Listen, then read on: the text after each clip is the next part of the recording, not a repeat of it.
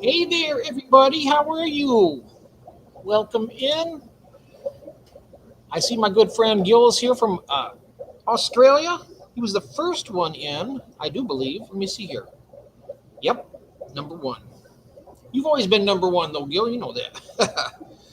All right. And Chris Gordon. Hey, Chris. And Elaine. And the other person that's in that chat is me, and I'm going to say hello here just by typing this. Not that, not that I need to, but I think that's a nice thing to do. So, why am I going live tonight? It's a good question. I thought that I would, you know me, I got all these tanks now that I'm getting cleared out, and I want to look at fish because I'm excited about getting new stock and stuff. So, I'm going to be doing that. So, what? Okay, you seen the question come? Oh, a blue whale. Is that what you, Elaine? Is that what you're saying? That you're the kind of fish that does that? Blue whale challenge. Let's not do that, please. Hey, Sam. How's it going? How's it going? I now a whale isn't a fish, but I don't care. No, no. You can be whatever you want to be. But did everybody else see it? And what? I know it's kind of a crazy question, but in that chat, let me know what kind of fish you would be if you were a fish. All right. I know it's crazy, but hey, we're here, right? We're just a bunch of late owls hanging out, having fun, talking about fish. It's all good. I'd be a red Oscar. Hey, June, excellent. They are so beautiful. They are beautiful. And that's a good choice. That's a very good choice. I'm not going to tell mine until I hear everybody else's. So, what about you, Sam? I know you don't like fish, but what would look up what the blue whale challenge is? Oh, really? Blue whale challenge. I don't know. I don't know what that could be. Oh yeah, the red Oscars are beautiful. I like the red tiger Oscar too. Those are nice. Um, I could until I rub. Is a signal? Oh, okay. Oh yeah, you want to come? I'll drop the link here for you, mate. Okay, and then you come on up and stay as long as you like. Just drop this right over here. It's right there in the chat for you. We do have. I put out a couple invites, and we do have Tiffany's going to join us also. She's going to come up. Angelfish. Oh, okay. There you go. That's a good one. Angelfish. That's a good one to be. Red Oscar, angelfish. June, I would make you my cuttlefish. I'll say before someone else does, whale isn't a fish. Oh, I know that. Yeah. A whale isn't a fish. But what fish would you be? We got to know that. And I'm going to keep my eyes peeled for my brother from down under. If he's able to join up in here with us for a little bit, that would be excellent. And then Tiffany will be joining in about 20 minutes or so. And then we're going to go look at some kick butt fish because I'm going to be buying some here coming up. I got fish coming in this week tomorrow. Oh, I forgot to mention that. I think they're going to be here tomorrow according to the tracking. But I'm going to make it a surprise. I'm not going to tell anybody tonight. I'm just going to show you guys tomorrow night.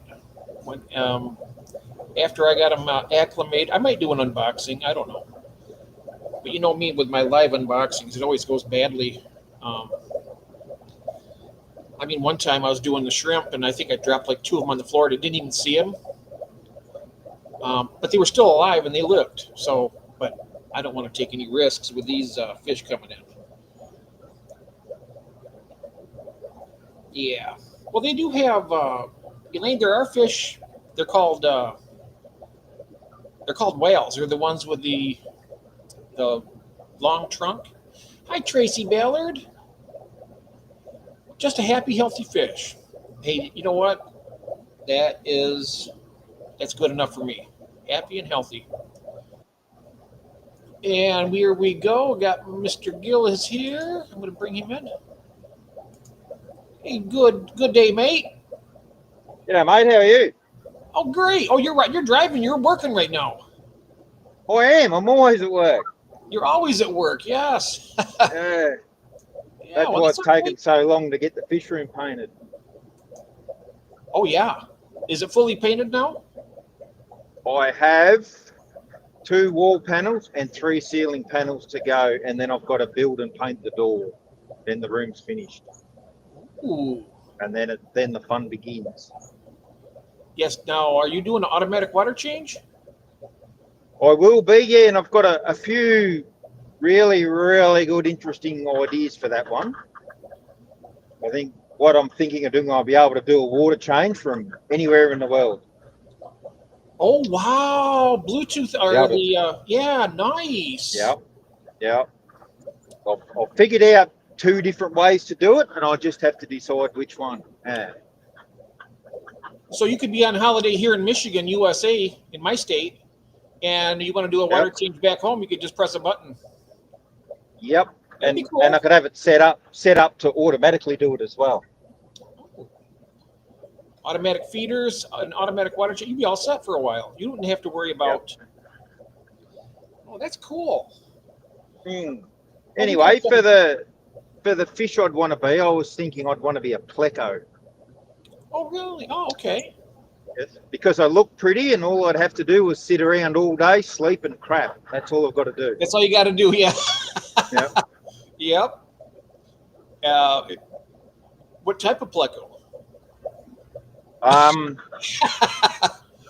Whatever. Yeah, maybe a butterfly pleco or a cute little snowball pleco. That way I could just live in my cave and I'd never have to leave and deal with anybody. Okay. Yep. Be good. Yeah, that sounds good. I mean, I Yeah. love those L600 you got. The cactus? Oh, they're unreal. Yep. They're nice. Yep. Nice. Let's see here now. Does Jose have what fish are you gonna be, Jose? I asked that little question at the beginning. I don't know if anybody. I know it's a crazy question, but I want to get a feel for what how people look at themselves. Isn't that it is kind of odd, isn't it, asking that question, Gil? Isn't it? Oh, not really. Yeah, I'm sure maybe. there's a job interview out there somewhere where that's one of the criteria. If you were a fish, what would you be? I mean, if you're a fish addict, I mean, there's got to be something rolling around in there that you'd be like, oh, you know, if I was a fish, I want to be that one. Yeah. That's what I'm thinking. Yeah. Your steering wheel is on the wrong side. No, it isn't. It's on the left side. It's on the right side. Oh, is it on the right side? Oh, it looks like you're on Yeah. the left. Okay. Oh, That's yeah, probably that's the. right. And you drive on the left That's side of my. the road too. Yeah. That's my left hand there. If that helps. Oh, wow, that's so. Yeah, to me, looking at that, okay, this is my right hand and this is my left. Yeah. Well, I can't see you. The phone's too far away, Oh, and I yeah. haven't got my glasses You on. keep Haven't got your my eyes on the reading road. glasses Yeah, on. you keep your eyes on the road. We can just talk. Yep. Yep. Hi, Ashley. Welcome in. We got Sweet Acre Koi. Christina's here. Sam. You know Jose, don't you? Joy of Fish Keeping. Yeah. The man with the beautiful discus. Yep. Yes, very beautiful discus. And then there's a new friend here, Chris Gordon. He's got quite a fish room too, Gil. Um, Oh yeah. nice guy, very nice guy. He's new. We got Tracy Ballard, Elaine, June is here, and she's her name of hers only used to be only Oscars. Now it's overly Overly overstocked. stocked Oscars. Yeah. I saw. Speaking of June, I saw one of our fish shops that you can order stuff online from, and they have Oscars. They're like a tiger Oscar, but the stripes aren't red; they're white. Has June ever Oh, seen anything like that? They look very oh, the cool white. in the Yeah. picture. I think those are the. Hello, Bill. You would be a Haitian cichlid. Oh, okay. So the ones with the white markings, June, those are the. Aren't those the bumblebee one? Or no? There's It's not a bumblebee. Yeah, there's a wild type that has the white markings. Yeah, that might be it. I think, but she'll know what it is. She knows her Oscars pretty well. Yep. A Haitian cichlid. Now that is the. Now that one. Are you talking about the Mahachiensis? Or no, not the Mahachiensis, but they call it a black nasty. It's from Haiti. Oh yeah. Yep. Yeah, that's yeah, those are pretty tough. Yeah. So yes, and I'm still waiting to see what everybody else's answer is. Good evening, Ashley. And Bill's I'm from looking forward Australia to too, Gil. Who? His name is Bill. He's here. He's from Australia. Oh yeah. Yep. Bill. Yep. Yep. I just got those plants out of my pond and found a bunch of juvenile shabunkins. Nice, Christine. She got a bunch of baby shabunkins out there. Not bad. Not bad at all. And coming up, I don't know when it's going to be. Probably be in the next couple of weeks, but I'm going to be doing I was either going to do a video or a live, and then they suggested to do a live. I'm going to set up a shell dweller tank in my 75 gallon. Yep. From now that I got it all cleared out of the Malawis, now I'm going to go ahead and decorate it and get it all started up, and because some of the people, Christine wants to get some shell dwellers, so she wanted to see how to do it. Yep. Are you going to get another species in, or just those ones that you've bred? Oh, different species. I have a different species coming maybe this week. And then there's actually two species possibly. So yeah, I'm going to try and get in my tanks. I'm going to try, but I'm going to keep them to species only. I'm not going to it's not going to be a biotope yet. I mean, I'm going to have one of my tanks where I'm going to have like different Tanganyika fish in the tank and try that out. You going to get a frontosa? Well, if I get a bigger tank, my biggest tank right now is a 75 gallon, which is about what, 250 liters, something like that, 260. 4, 7. I just times it by 4, and you get sort of near enough. So it'd be 300 and. About 300 liters. Okay. 300 and something liters. Yep. If I get is that a 6-foot tank? It's a 4-foot tank. So is that 4 by 2 by 2? Is it? Yeah, no, 4 by 18 and a half is front to back, and then the height is 21 inches. Yep. I gotcha. Yep. Mm-hmm. Oh, that's that one you got a long time ago. I remember that. Yeah. Yeah, I've got 4 of those. Yeah. I got them for $99 each, Gil. Yeah. When I got them, that was even better than the 50% off sale. It was still about $150. But I got all 4 of those tanks for $99 each, which is a brand new tank. Outstanding. Hi, River. Yeah. And Cruz Bolero. Hello there. Oh. So, yeah, different species. I'm still trying to get my apistos to breed. But I'm thinking that my water might be just a tad bit hard. And I've been trying to... Elaine out there was telling me to collect some rainwater, but I put some buckets out there. I only got, just a quarter of an inch in the bucket. So I need what I need to do is set up a rain catchment system where I can get like a big barrel that when the water rolls down, I get a good amount of it. Yeah. Yep. Or you could try getting some resin. Getting some the little resin balls like they make Purigen out of. Oh. Yeah, if you go to a water filtration site or something, they sell the bags of resin fairly cheaply, and it's the same stuff they use. Same idea as Purigen. Like that'll strip a lot of the TDS out of your water. Oh, will it? Oh, nice. I think I'll try that then. Be a lot cheaper, or that be cheaper than getting an RO. I think an RO machine. Besides that, you waste so much water with that. Yeah, there. Oh, I don't know. I've never had anything to do with it. Your water's perfect for the South American fish already. It is. Yeah. Yep. So, do you have any plans on how you're going to stock your fish room when you get around to it? You just kind of kicking around some ideas, or is it top I secret? am. It might be No, top secret. no. Oh, it is top secret, but I'll just tell you, Jeff. So just between you and me. Okay.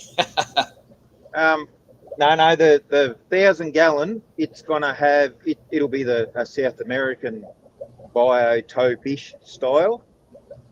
So it'll be that'll have the L600s in there, and a bunch of tetras and the Geophagus. And I think I might want to get some festivums or something to swim around the top. Yeah, festivals are nice. And yep, and I have I'm going to say it's almost 300-gallon, I think. And I'm going to build an internal bog filter up one end. So it's 7 feet by 2.5 feet by 2.5 feet. So I'm going to take a foot off the end of that and build an internal bog filter. And that one I'm going to plant out with swords. And I've bred a heap of platinum bowtail angels. So they're going to go in there.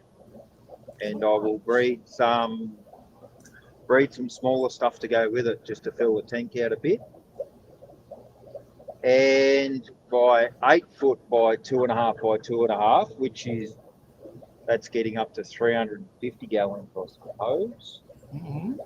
That's the one I'm thinking about. That's what I haven't decided yet. I kind of want to get Oscars again, but might put half a dozen in there, all different colours, but yeah, I'm not sure. I haven't decided. I kind of wouldn't mind getting some of those. If I got a big tank, if I got a really good sized tank, at least 200 gallons plus, I would get some more of those Vieja Argentine. Yeah, that's definitely. They are so rare here, Jeff. It's ridiculous. Oh, wow. But I don't know how well that'd play with others. Could you put something else in, like other Bahia or other centrals sort of in there with them? If your Oscars are bigger than them, they'd be fine. If you have Oscars and you want to put them in with your Oscars, as long as the Oscars are larger, they should be okay. But if they're, they're a bit more aggressive, but I found that they're more aggressive with each other. They don't really try to go after other fish all that much. Ah, right, eh? They call that the conspecific aggression.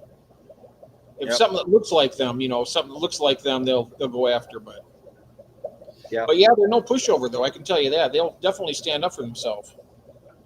Hey, Slideshow. I just don't want anything too aggressive, because if I get a fish, I tend to want to keep it for its whole life. Like, I don't want to get little fish, grow them out, then have to move them on. So I'm going to really, really think about these big tanks and what I'm going to put in there. Yeah, I had a pair of red devil or Midas actually. They're kind of like, they call it a Midas devil, where they've interbred. So but people call them red devils or Midas, but they're all pretty much the same thing anymore. Unless you get them wild caught. But I had a pair of those. Yep. He lived to 12 years. The female got crushed. Oh, there's our guest also. Welcome in, Tiffany. Hey guys. Hello. You got Gil, don't you? Stop. That's it. The dogs want to say hello. Yep. Just a minute. No problem. So they are aggressive, but I'd say that they're not as aggressive like the red devil is, and not as aggressive as like a Trimac. Yep. But probably like a Jack Dempsey level aggression, I would say. Yeah, it's not too bad. Yeah, well, the idea is yeah, it'll go in the big tank, and I'll scape it all out, have a nice natural looking tank.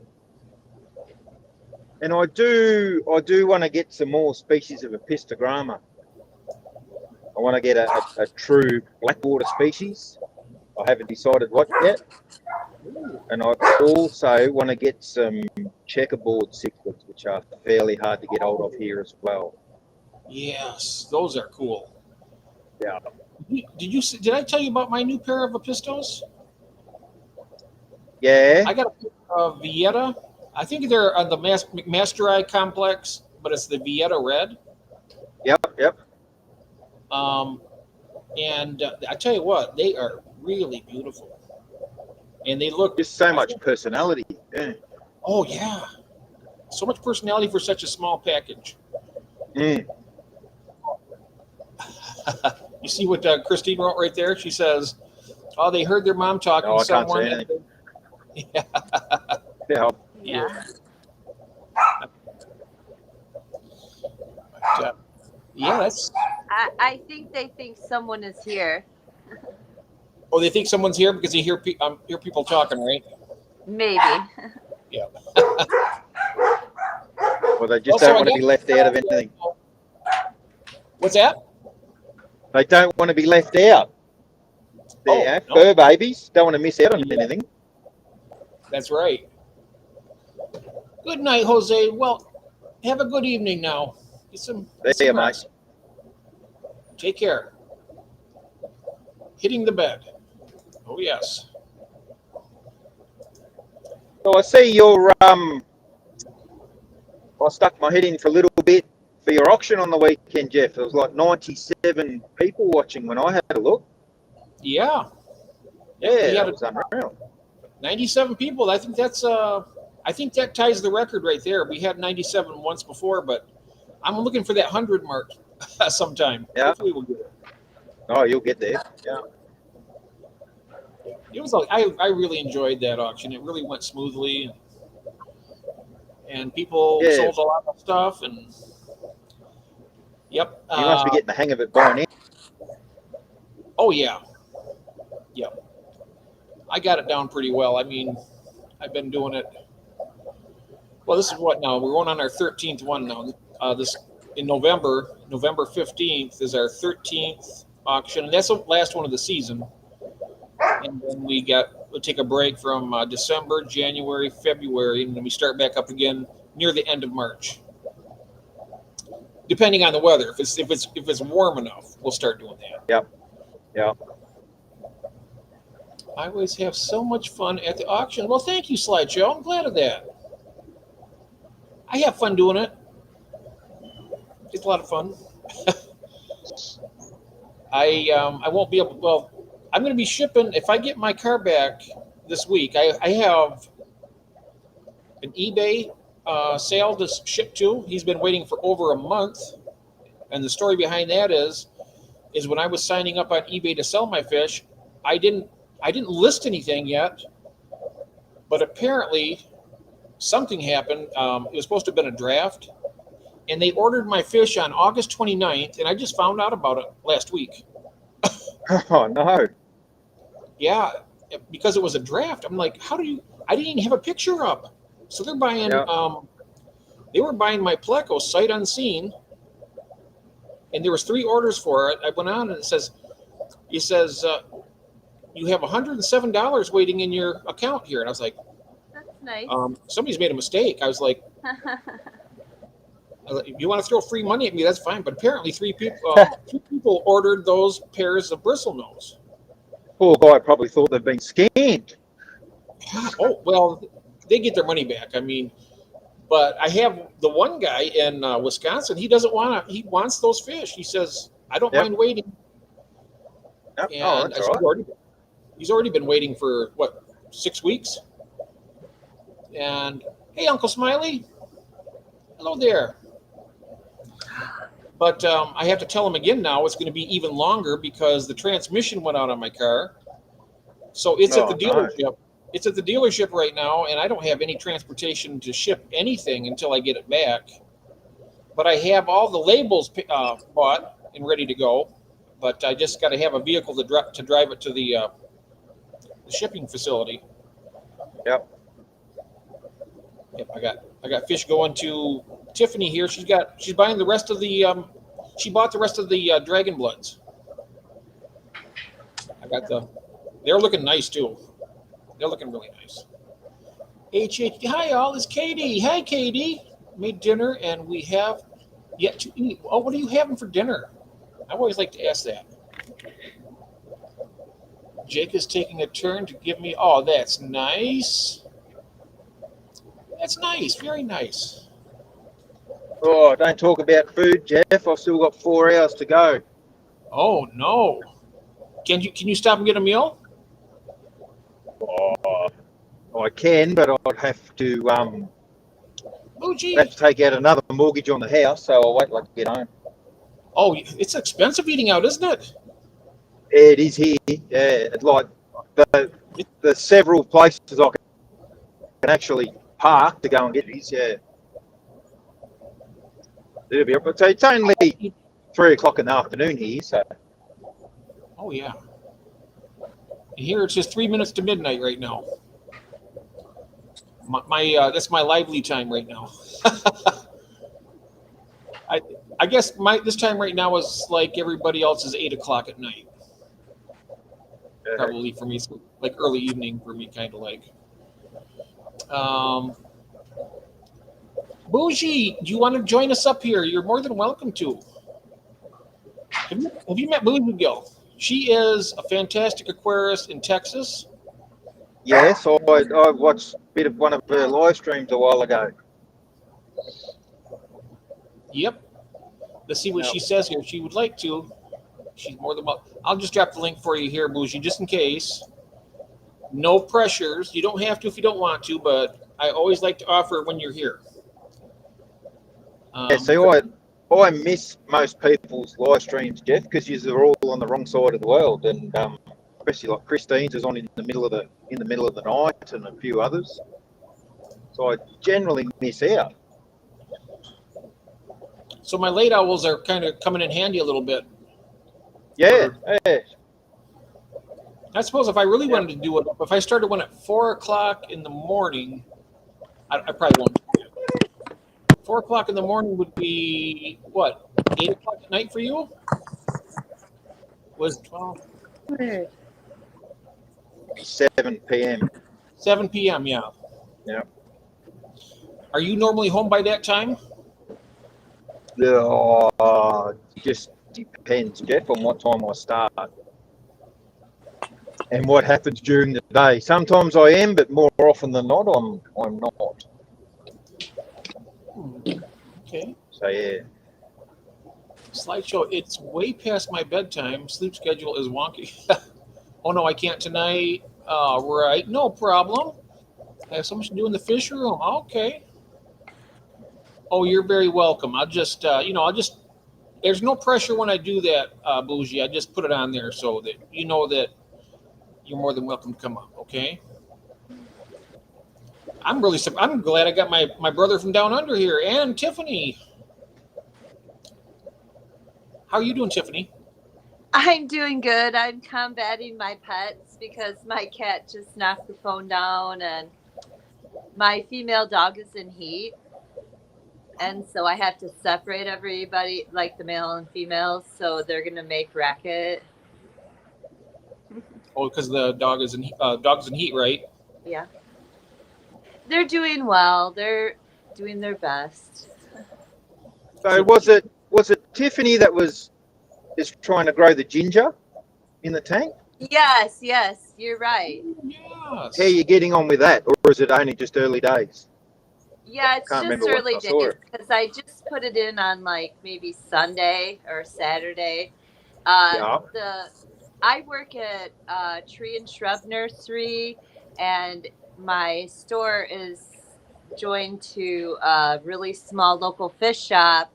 And I went in there to look at his fish, and he's like, "Hey, look at this video," and it was somebody growing ginger out of the top of the aquarium. And I said, "Oh, I got some ginger," so I came home and tried it. But yeah, we'll see, right? Mm-hmm. Yeah, well, see, I've got some canna lilies growing in water. Yes, I've got I've heaps of seen different things at the that. moment. That's But so cool. and I've got some philodendrons, and I've got some cuttings and cut them up, and then one I don't know what it's called, but it's got like a really big sort of dragon something, I think they call it. It's like a dragon tongue leaf, and it kept rotting every time I put it in the water. So I put it in a jar, a decent sized jar, with some paper towel in the bottom, and kept the paper towel damp. So I kept a little bit of humidity in there to stop it drying out, and they've rooted and gone like crazy. So Yeah, if the ginger yes. rots, maybe try that. Yeah, that's what I was gonna say. Is it all comes down to like the roots, those feeder roots coming out. Like, how do you get them not to rot?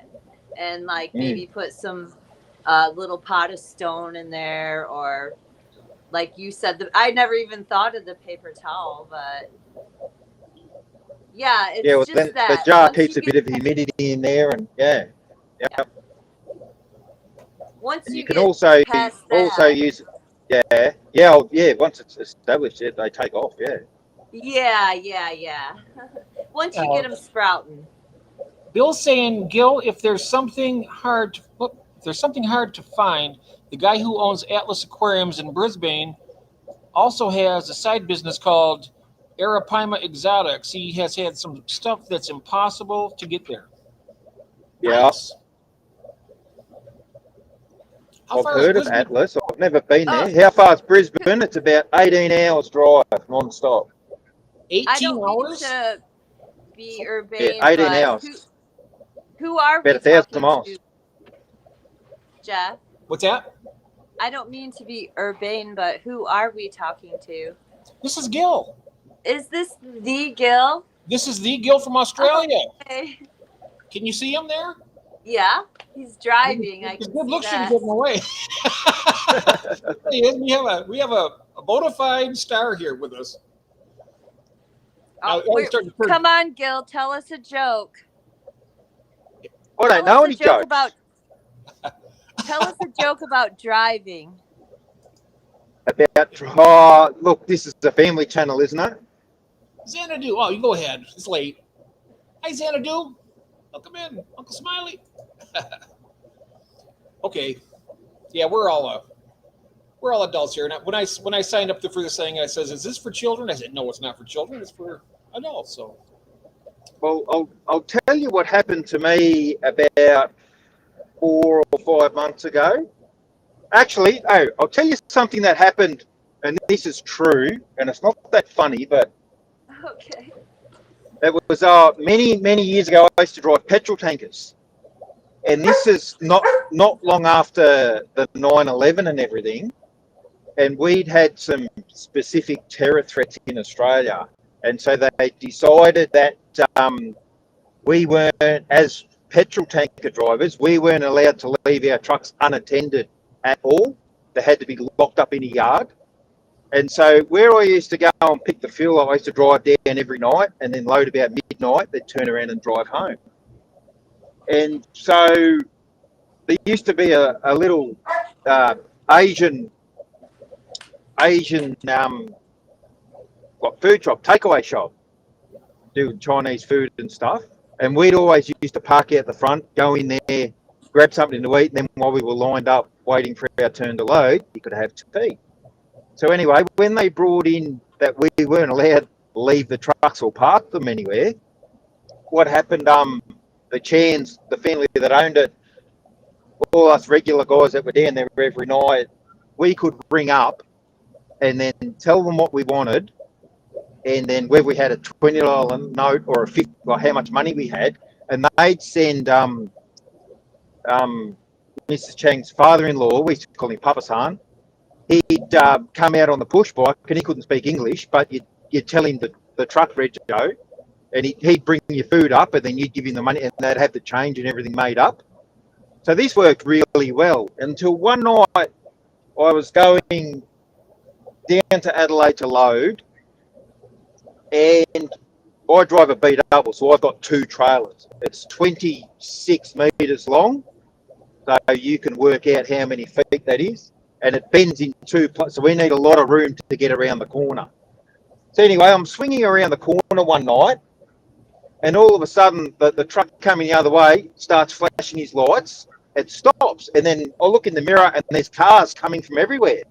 And I'm thinking something's going on. People are getting out, and they're all running down the back. So what had happened, as I'm going around the corner, old Papa San's on his way back to the shop on the push bike. And so he stood there waiting for me to go around the corner. Because I'm so long, the back trailer's cut in and it's run over the top of him and knocked him off the push bike.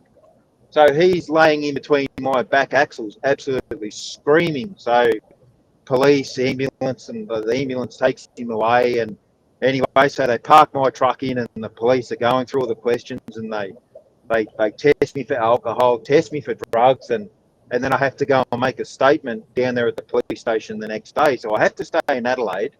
So a representative from my work, he comes and picks me up. We go to the police station, make the statement, and then I have to go back to the truck, load it up, and head home a day late. So on the way, I said to the guy from work, I said, mate, I want to go in and see Papa San's in the hospital. All right, I feel really bad, even though it wasn't my fault, but still, I felt really bad. So anyway, we go to the hospital, and I go and buy him, one of those fruit baskets all wrapped up in cellophane with different, the fruit and the chocolate and the stuff in it, for a bit of a present. Anyway, I'll go in there, and he's in the room, and he's all by himself, and he looked like this tiny little kid. He had every possible machine wired up, and there's things beeping, and the airbag pumping up and down. It was just like on TV. So anyway, I walked in and wake him up. I leant over, and I put the gift basket on the bedside table, and then right then his eyes opened, and he looked at me, and he had this really throaty voice, and I'll never forget this. And he's saying, he just kept repeating something over and over and over again. And then his eyes sort of scanned the room, and he grabbed they had like the breakfast menu and the pencil for the patients to fill out beside the bed. So he grabbed that, and he drew a bunch of Chinese symbols on the back. Anyway, and then his eyes rolled to the back of his head, and he passed out, and all these alarms went off, and sirens and doctors and nurses came from everywhere, and I thought, oh, this isn't good. And they had the paddles out, and I thought, well, mate, I'm out of here. So anyway, we're on our way back to the terminal to go and pick up the truck, and I thought, oh, and I've got this piece of paper with all these Chinese symbols. And I thought, well, what do I do with this? And I thought, well, we're going back past, and we're going past the takeaway shop, the Chinese shop. So I thought, well, I better, this might be important. It might be his final words or a message of love to his family or something. So I can't really bin it. I better hand it in. So we pull up. I go in there, and I hand it to Mr. Chan, who's Papa San's son-in-law. Anyway, he says, he says, where the hell did you get this? And I said, oh, just went and saw Papa San at the hospital. And he gave it to me. And he says, do you know what this says? And I said, mate, I've got no idea. And he points at it, and he says, you are standing on my oxygen supply.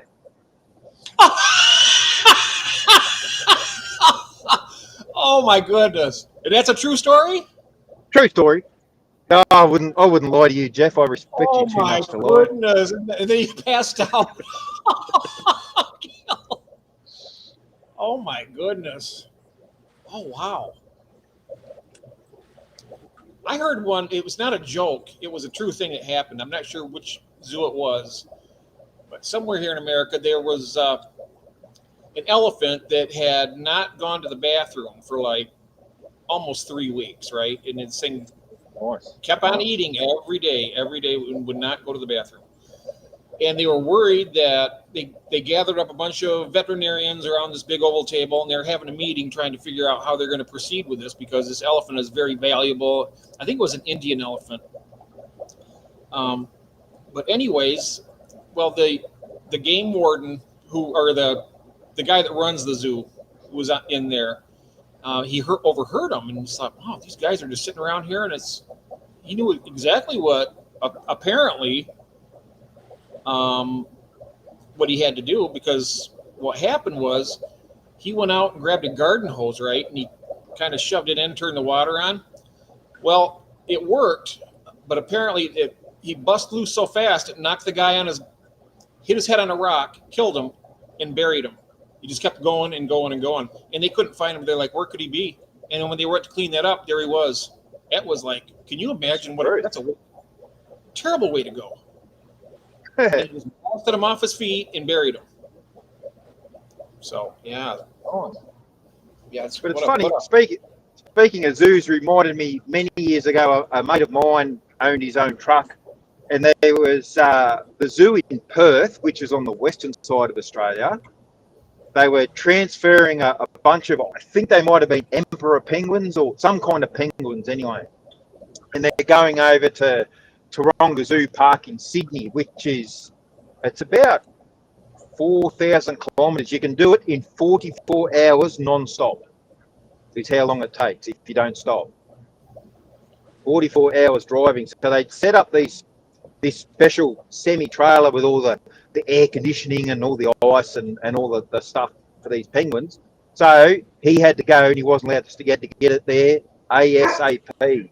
Well, halfway across the Nullarbor Plain, which is out in the middle of Australia where there's absolutely nothing. It's like 200 miles in between towns out there. And the alternator in his truck cracked itself. And so it was going to be 2 days before they could get someone out to fix it. So he flagged down another driver who stopped to help.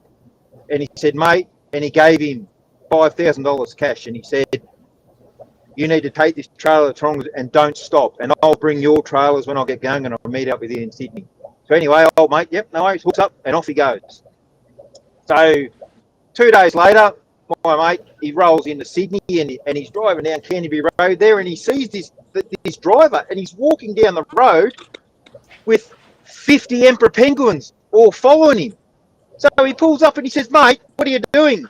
I told you that money was to take the penguins to the zoo.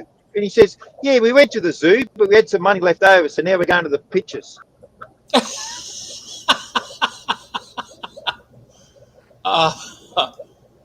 Yeah. So, well, that's good. 50 emperor penguins. That would be something. Jose, let's see now. Senor. That is. Do you have any, Tiffany? Do you have any stories like that? I do have a very dirty joke. Oh. Righto, shoot. All right, go ahead.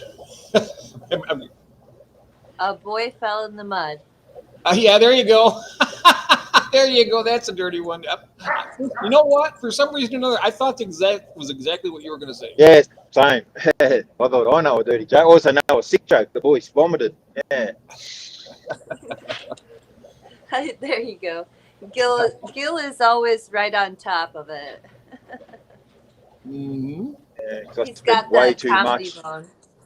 Yeah, I spend way too much time in the truck all by myself. Although company right now, normally it'd be just yourself true. Listening to how you got us. Yeah. Although it gives one. Gil? What's black and white and red all over? A sunburnt zebra. That's all you got? Black and white and red all over? I thought in Australia they'd have all kinds of critters, like a riled up badger, or I don't know. No, we haven't got badgers.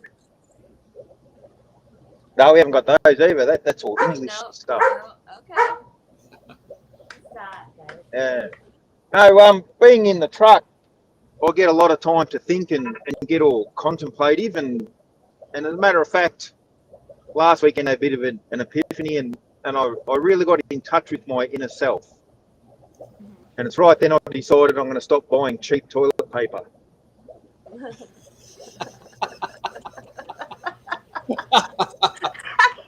Ah, yes.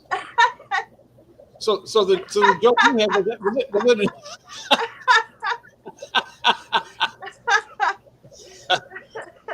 yes. But the answer to your joke was it newspaper? Black and white and red all over? There's a lot of answers, right? The zebra with the Or sunburn, the stuck in a blender? newspaper.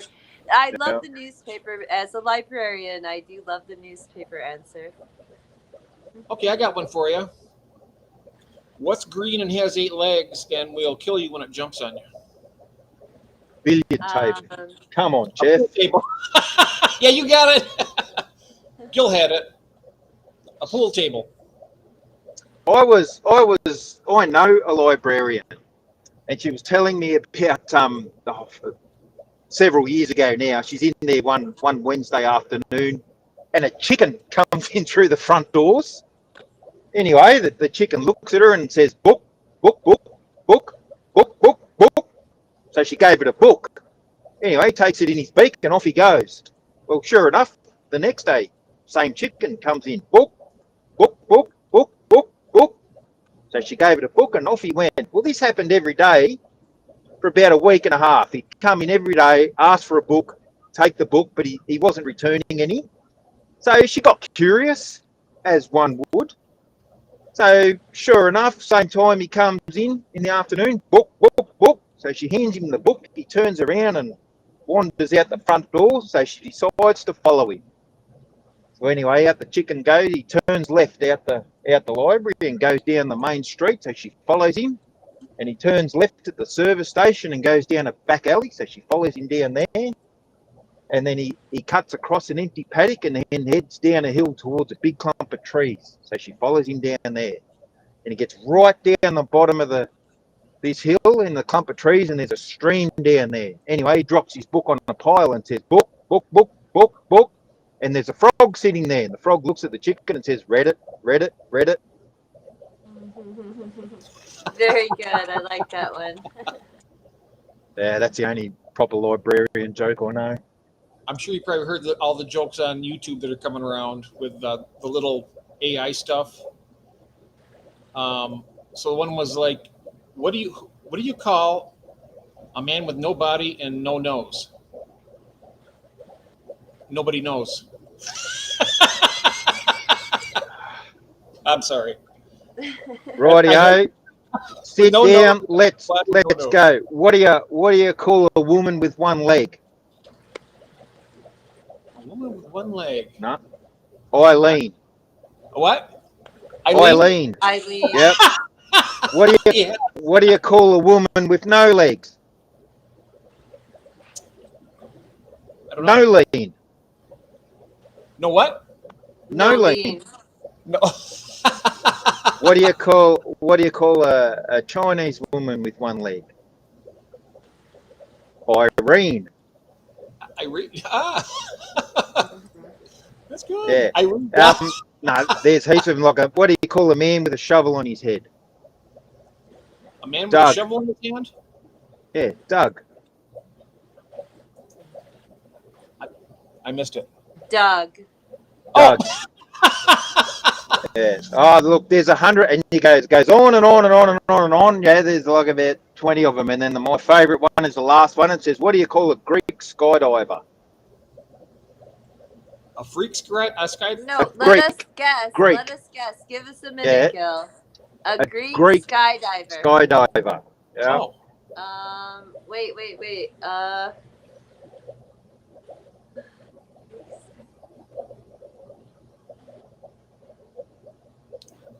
I can't think of anything. Condescending. Condescending. But yeah. Although I went in the library a few weeks ago, and I asked the lady for it. I said, "Can I have a hamburger and chips, please?" And she said, "Don't you realise this is a library?" And I said, "Sorry, can I have a hamburger and chips, please?"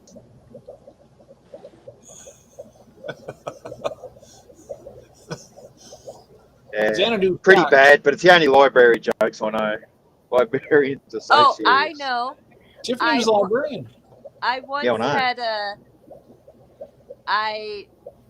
once had a teacher who was a turtle, but we all called him Tortoise. Do you know why? Why? Why? Because what, Gil? I don't know why. Oh, because he tortoise, of course. That's a kid's joke. That's all right. It's Lewis Carroll, Yeah. Oh, Alice in That's Wonderland. that's the sort of jokes that's really, really funny when you haven't been to bed for about a day and a half and it's 4 o'clock in the morning. That's me Because 24/7 pretty much. So everything's Because funny. you just laugh and laugh and laugh. Mhm. Yeah. Yes, indeed. Now, now you were a librarian, weren't you, Tiffany? Yes, Or- I was a grade school Catholic librarian, K through 8, for about 15 years until COVID time. And then they closed the Was school that- down because of COVID. Well, I had to quit that job because my daughter was a teacher, and even though they closed the schools and had virtual learning, she had to go to work at the school building and she needed a babysitter. So, grandma. Hmm. Well, that's I still have very fond memories of my primary school librarian. So that was like up to about age 10 or 11. Her name was Mrs. Bartlett. She was lovely. There you go. Librarians make a difference. Yeah, we had a lot of fun because we can do all the fun stuff and there's no tests. Yeah, exactly. Yeah. oh, here we go. It's a good one. 40 minutes of library fun. Tums is missing out on selling pumpkin spice antacids. They could call them autumns. I like that. That's a nice one. Autumns. Yeah. Very, very cool. I normally can think of some really good jokes. I don't know why I can't think of one tonight. Maybe one will come to me later. But I mean, this is something different. We don't know. My lectures tend to divide. My lectures tend to be divisive. The more they multiply, the more they divide. Oh, That's a maths one. Jeff, you got to think for that one. Too early in the day for that. yep, that's good. Let's see now. Yeah, there we go. You already get that one, the Tums. That was a good one. Here's one for you. My neighbour is in his 70s, right? And the poor guy, Colin, his name is. His wife's name's Dot. They're lovely, lovely people. My kids love them. Poor old Colin, he was a farmer and stuff, but ever since early days since they were married, he'd get really bad migraines, and he could spend a week in bed, and it was just destroyed his life. It was just terrible. And in the end, he spent it's a couple of months ago now. He couldn't get out of bed for about 3 or 4 weeks. It was like the longest and the worst he'd ever had. So they ended up going back to he'd been to every doctor you could imagine. Anyway, they ended up talking to some specialist from America, I think. Like they did a Zoom call and all that, and they said what his problem was. It was his funnily enough, he had to get castrated. Had to get the boys removed because they were impinging on a nerve at the base of his spine, and that was what was giving him all the headaches. And old Cole, being a typical Aussie man, yeah, no way, no one in hell, bugger, get stuff, and off he went, stormed out. But 2 months later, and he hadn't been out of bed because they were so bad, he finally bit the bullet. And he says, well, I'm in the 70s, I've got grandkids, really, it's just not worth the headache. So off he went, had the operation, and he said as soon as he woke up, bang, first time in 50 years, he has not had any sort of a headache whatsoever. He couldn't believe it. Anyway, he had to spend 2 days in the hospital. But as soon as he got out and he walked and he skipped, he said, and he was so happy. And because he's always had all these headaches, he could never take Dot out, dancing like they did when they were teenagers, or even out to dinner or anything like that. Like, he's missed all of that because he couldn't because of his migraines. So he said, I'm going to take Dot out on the town, but I need a new suit. So we went to there's an old Italian tailor not far from where I live, the nearest town. Anyway, so old Cole goes in, he says, right, I want a brand new suit. So the tailor looks him up and down, walks over to the rack and says, here you go, try this on. Cole said, well, I didn't tell you my size. The bloke said, well, my grandfather started this shop and then my dad took it over and now I've had it for 30 years. I can judge a man just by looking at him. So Cole tries the suit on. It fits absolutely perfect, like a glove. And he says, righto, yeah, thanks, mate, I'll go. And the bloke says, well, you've just bought a brand new suit. How about a new pair of shoes to go with it? And then Cole says, well, that's probably a good idea. And he says, here you go. Hands him over shoes. And Cole says, well, you're not going to measure my feet. I said, mate, try them on. And they fit perfectly. So Cole says, right, thanks, I'll grab my suit and my shoes and off I go. So anyway, the tailor says, well, you can't wear that suit. You're going to need a new shirt, and I'll even throw in a tie. So Cole says, oh, righto. So he gets the shirt, of course, fits perfectly, didn't need to measure or anything. So as he's bagging everything up, the old tailor, eager for a bit more of a sale, says, well, you've got a new suit, new shoes, a new shirt, a new tie, you look $1 million, and you're going to wear those scungy old white fronts. How about you get some nice new underwear as well? And Cole says, well, why not? So the bloke goes to grab some, and he grabs some 38s. And the bloke says, no, mate, I'm 36. And the tailor says, no, I think you're a 38. And Cole says, mate, I'm a 36. I've always been 36. And the tailor said, you sure? He said, mate, I've been a 36 for the last 50 years. Anyway, the tailor says, well, I could sell you some 36 and they'll fit, but they're probably going to push your balls up into your spine and give you an awful bloody headache.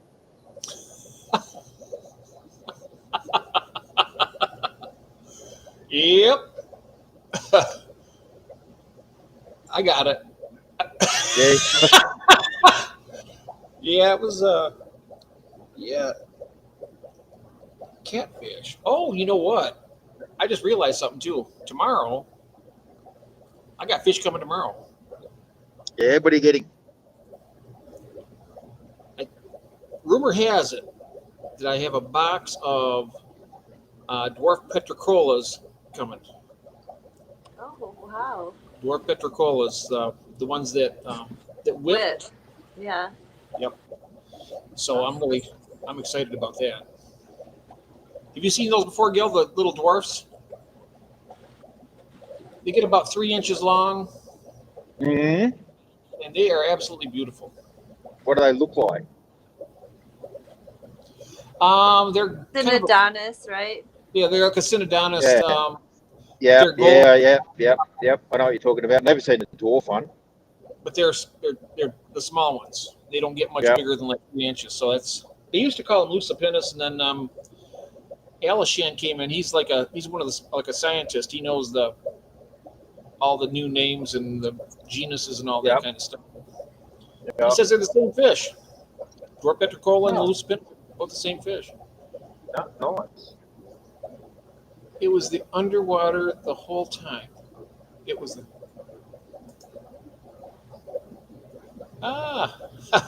you got Christine rolling here. She's laughing. Look at that.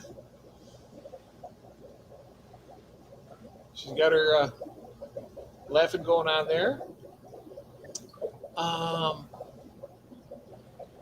Next year, guys, Cinnamon and all you guys that go to that clash, I'm pretty sure I'm going next year. So I'm going to be able to go there and see her. This has been the year to go, but I wasn't able to. But next year, I'm going. won't know what's hit it when you roll up there, Jeff. Yeah, the class. It's where all the YouTubers in America. Well, not all of them, but a lot of the really cool ones. They get up together and they go and meet there in America. Now, if you went there, it'd be international. It'd be sweet. But yeah, they had this year. They had Peplin Creek Aquatics and Foxy's Fishes. They got married there. Yep. And I guess it was one of the biggest turnouts they've had in a while. Let's see here. Hey there, Melvin. Oh, so anyhow, I was going to tell you, so I'm leaving the store with my wife, and she's waiting in the car, and the car's turned off. So I get groceries, come load them in the car, get in the car, start the car up, and put the car in gear, and start pressing on the gas. And that motor just goes, just takes right off, right? And I'm not going anywhere. And all of a sudden, boom, it lunges me forward.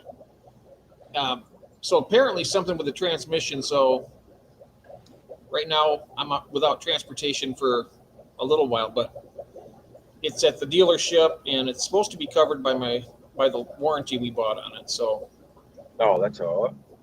So hopefully I get that so I can get some of these fish out that I owe everybody.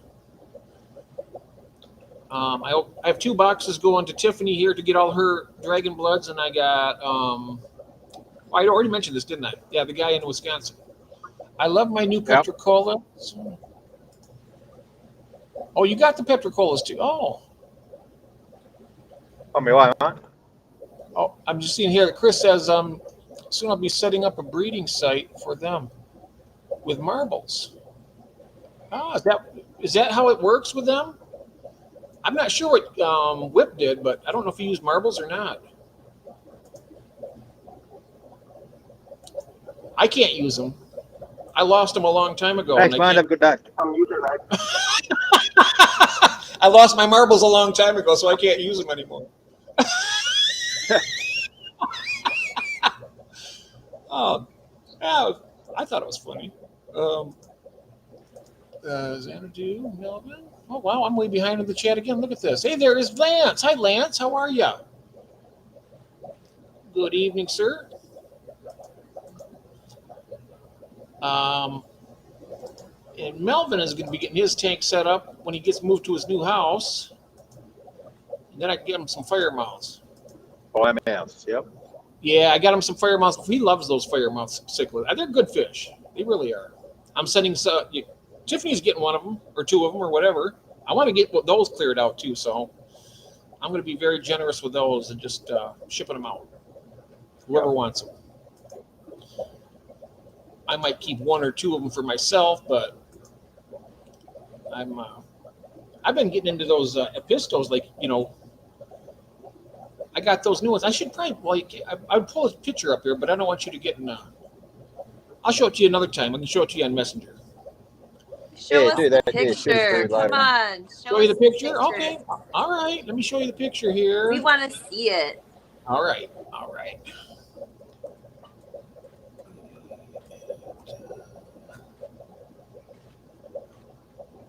Let's see how this works.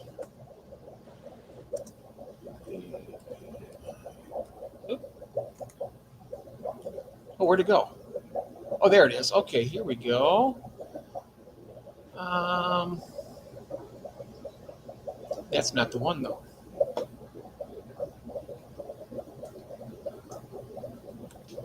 One second. All right, let's try that one.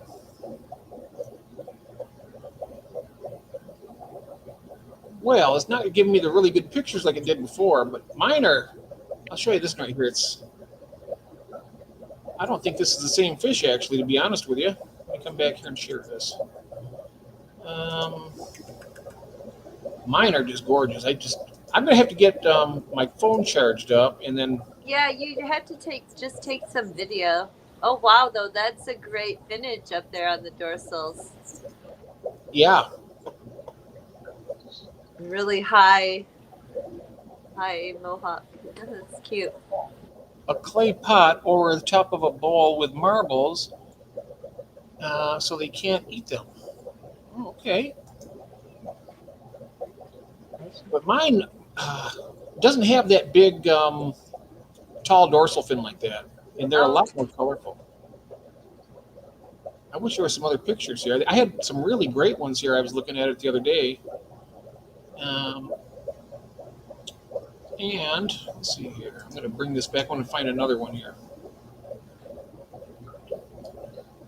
So that's how you do that then with those. Okay. I'm going to see if I can find me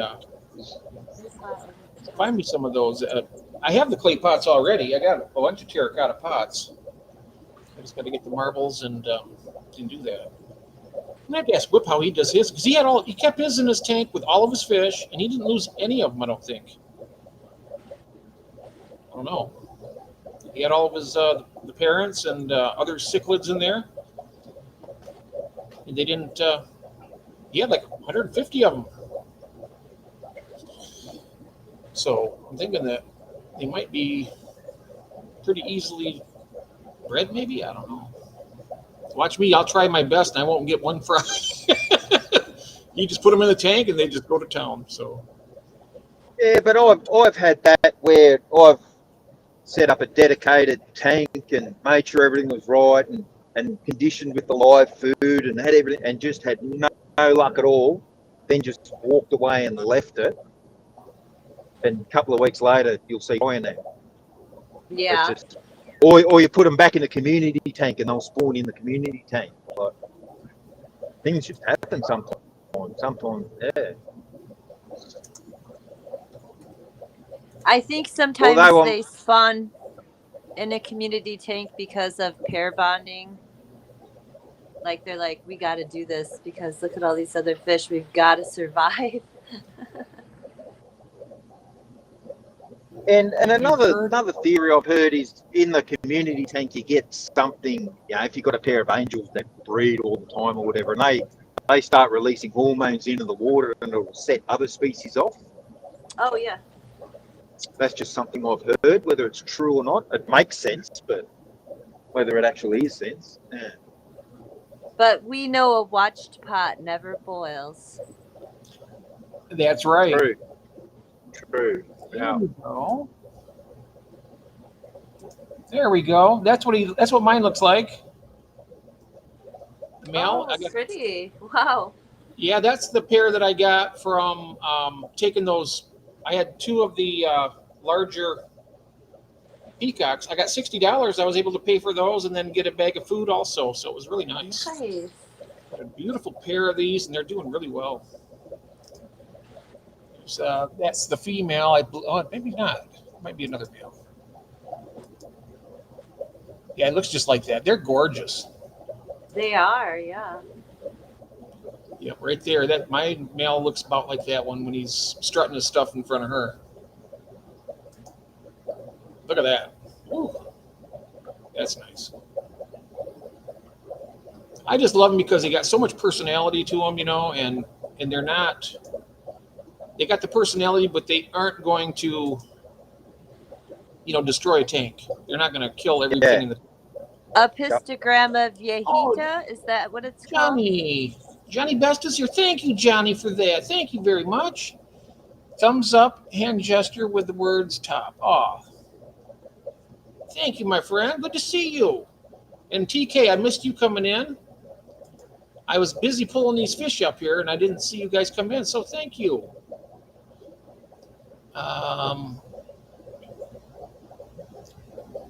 You just woke up?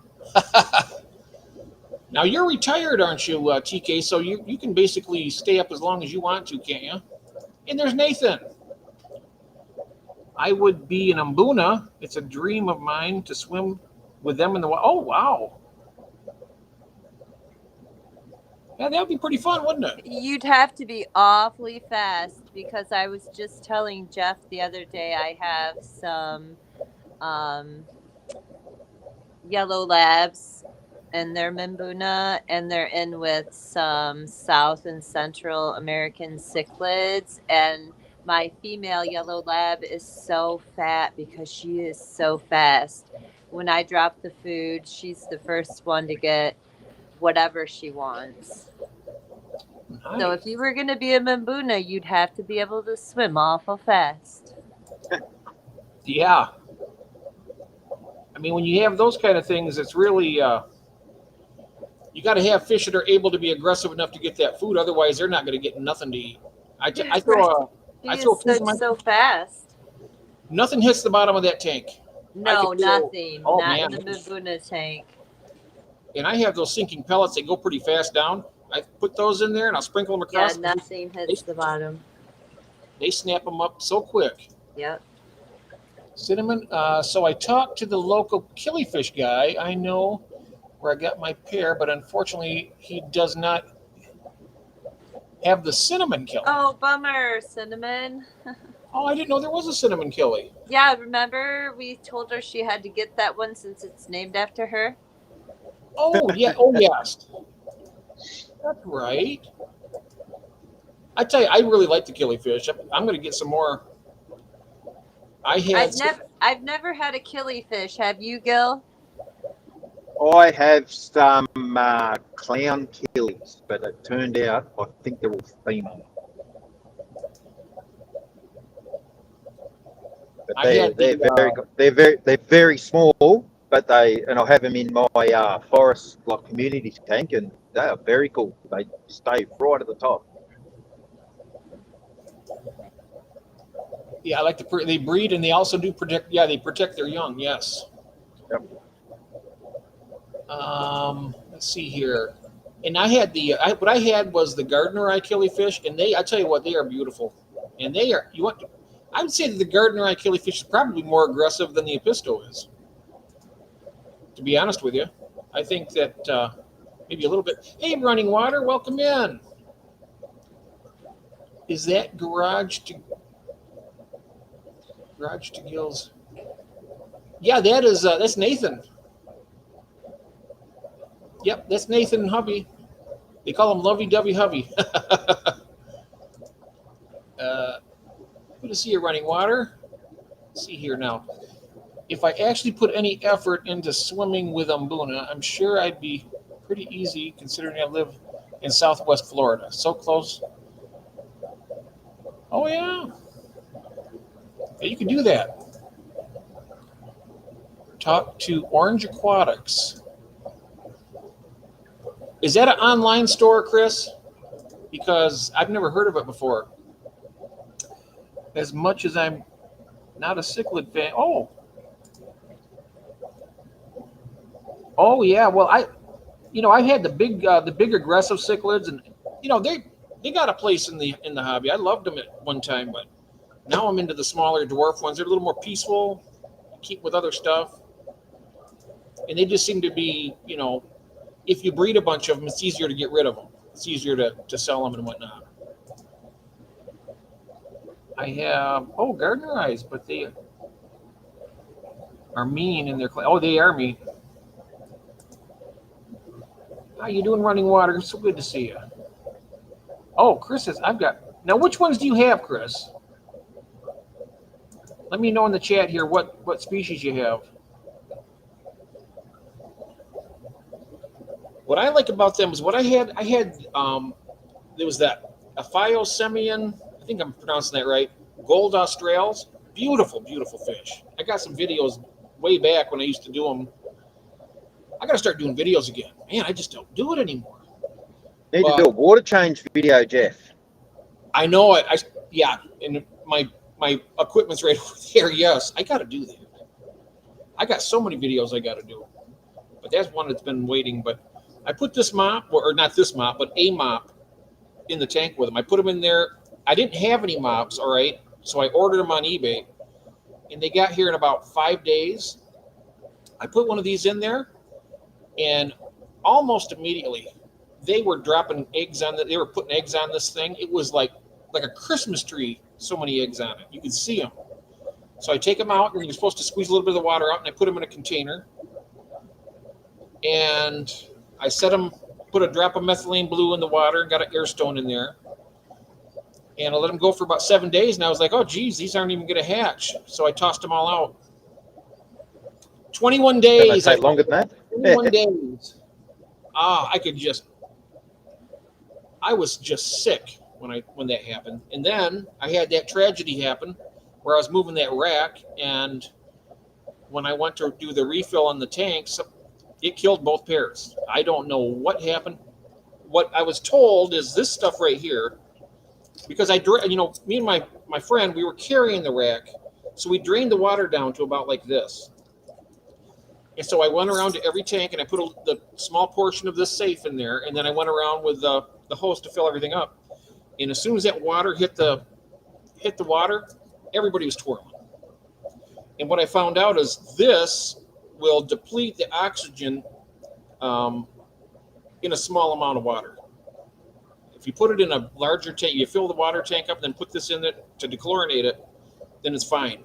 But if you put it in a very small amount of water, it will kill the fish just die. But I tell you one thing though, this dechlorinates 60,000 gallons of water, this container right here. That's a lot of water changes for me. Lots of water changes. He's awesome. My best friend actually, let's see here, $60 for a trio of them. Let me see, did you put your species in there yet? I was going to see if you put them in there. Nope. Oh yeah, TK, I like the cichlids too. The killifish are like that, the saltwater fish. That's right. Well, Mbunas are really colorful. They look like they could pass for a saltwater fish. Some of them. Don't you think, Tiffany? As a matter of fact, when I make my little shorts, I've had people say, "Is that a saltwater fish?" But no, it's a Mbuna. Mm-hmm. They are very, very colorful. Let's see if I can bring this up here. I'm going to come back here and see if I can bring this other pictures up here. Got some other ones. Oh, there it is. You can get any color you want of a Mbuna. You can have a rainbow tank if you want. Mm-hmm. Yep. And the nice thing about Mbuna is they are mainly solid colored fish. So it's solid yellow, solid blue, solid orange, solid pink, mainly. Mm-hmm. Lots of different colors here.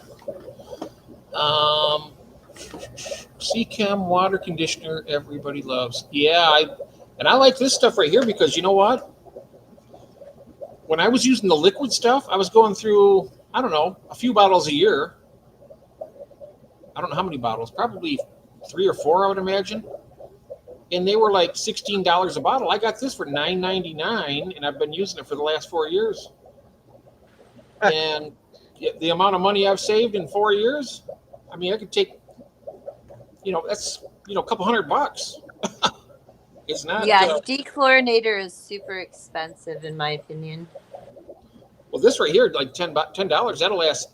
Yeah, I was going to get some of that eventually. I just use the vitamin C still, but. Oh, yeah. TK's using the Fritz. Oh, yeah, that's good stuff. I used the Fritz for quite a while. Is that Prime or no? That's Seachem. I used Seachem for a while. Pick one cichlid that has the best colors of all cichlids. Chocolate. What do you think, Gil? Chocolate. Oh, the chocolate cichlid? Oh, most definitely. Hands down. Yeah. Next question. Oh, well, Tiffany has a story about her. She got chocolate cichlids from a wet spot. I'm so sorry, Tiffany. I don't mean to bring up that terrible thing. No, you can tell him. She brought it home on the plane from Oregon all the way back to Illinois, Mm-hmm. and a raccoon killed it. Oh, what? How did the raccoon get on the plane? Oh, no, it wasn't on the plane. It was at her house. Oh. At her house, yeah.